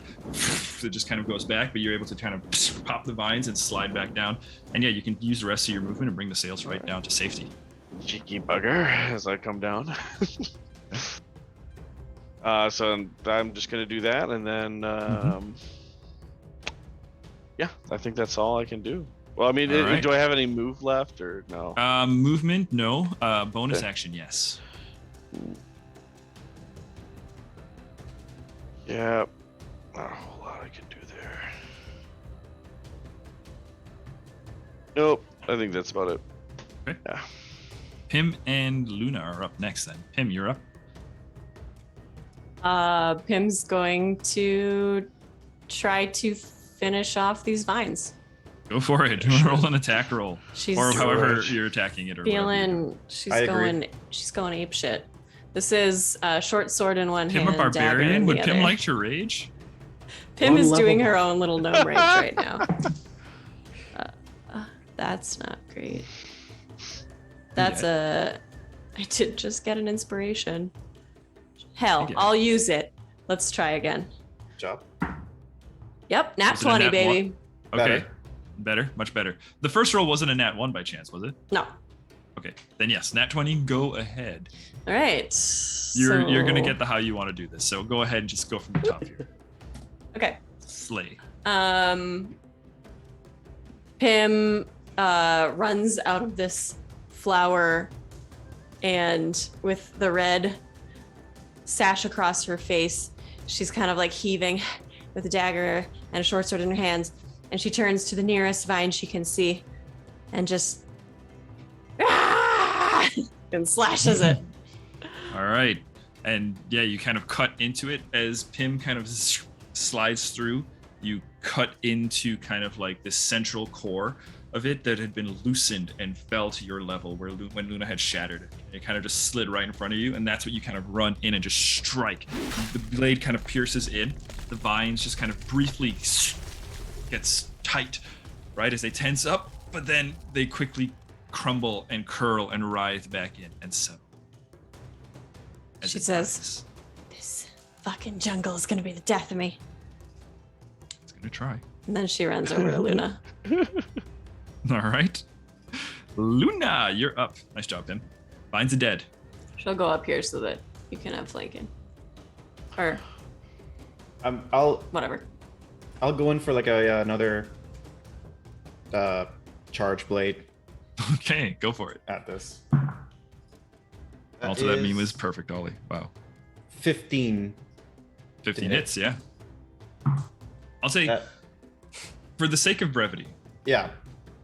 we're going to call combat here, right? And I'm going to assume you guys are just going to kind of get within range of these things and just run trains on them, just destroy them, Pretty right? much. Yeah, pretty much. Okay. So we're going to cut to that part, right? Anybody, I would say, I'm going to give it to you guys. There's two of them, right? If two people or you guys want to describe like a really epic way of opening them, go ahead, right? Why don't we have two people at each thing? Yeah, it'd be And I guess I'll- 1, 2, 3. Yep. Okay. Since you two are at one, and I'll hop over to the one that Lycus is at. And then as he's clawing at it, I'm going to hit it with my mace at the base. The mace at the base. Mace at the base, baby. Mace at the Okay. base. All right. So, For the sensor. Lycus is clawing at the top. Edenor is just kind of like crunching away at the base. Yep. Right. Okay. So, Edenor, you kind of like crash into it. Right.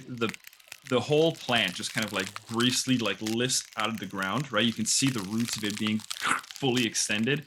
And as it's up, Lycus just kind of comes along with the claws and just kind of cuts throughout the center of it. Add the added weight and tension, just briefly adding some extra damage, supplementing the damaging ability of his claws as they kind of cut in. All right, and I still have the thunderous spike on as well. oh, even better, right? There's just a crash of thunder, right? As Lycus kind of goes through with the snow. So as you kind of settle, there's just kind of like a soft, evaporating mist in the air from where Lycus's claws went through, while there's just some electricity kind of just dissipating from Bedinnor's strike. And as you watch the bulb, you see it shifts as though something is alive inside it. And you see a feathered hand emerge from within and reach outwards. Help! Help! I grab. Please! Yep, I'll help grab as well. Okay, the two of you grab, and as you kind of pull, there's a little bit of resistance at first. Idris kind of helps join you, and the three of you are able to extract a medium-sized individual. But what makes them tricky to move out of here is the two large wings on their back. As you pull them out, you see a bird face, like that of a hawk, right? A long, curved yellow beak, two dark brown wings. As you pull from this plant an Aarakocra. Ooh. Well, hello. Get back to you guys in a moment. Pim and Luna. I like Should to. Yeah, we need. There could be someone in here. Let's do what we did before. That works really well. You pierce, I slash. Correct. So Pierce and slash. I guess I'll go first. You go second, and then we'll let the lightning go. Do its job. Okay. Yeah. And then Pim guts it. You guys pierce and slash your way in there, and eventually the electricity continues to surge through it as the creature continues not to move and suffers continuous electrical damage. The petals eventually kind of like schlup away, and as it does so, you can first thing that hits you is just the stench of rot. Oh, no. And as you continue to cut through, it opens up, and you see inside a corpse slides out. The shape of the skull and the appearance of it, you can see fangs elongated and a serpentine reptilian skull. Just the skin slightly oozy still as the creature is dissolving. Content warning. The creature is in the process of dissolving in this acid. It is very dead, but it is just partially digested by this plant. As bits of tissue are just barely clinging to the bone. And yeah, that's what emerges out of yours. Is there anything An identifiable on them?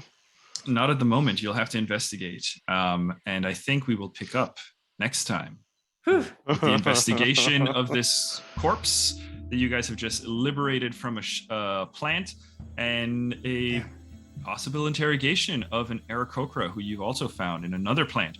What is happening? All right, we will see you guys next time right here, Delta Crypto channel, Heroes of Histaeria. If you haven't already, watch our other shit, right? Be sure to like and subscribe, and don't be a dick. Peace. Be a dick. All right.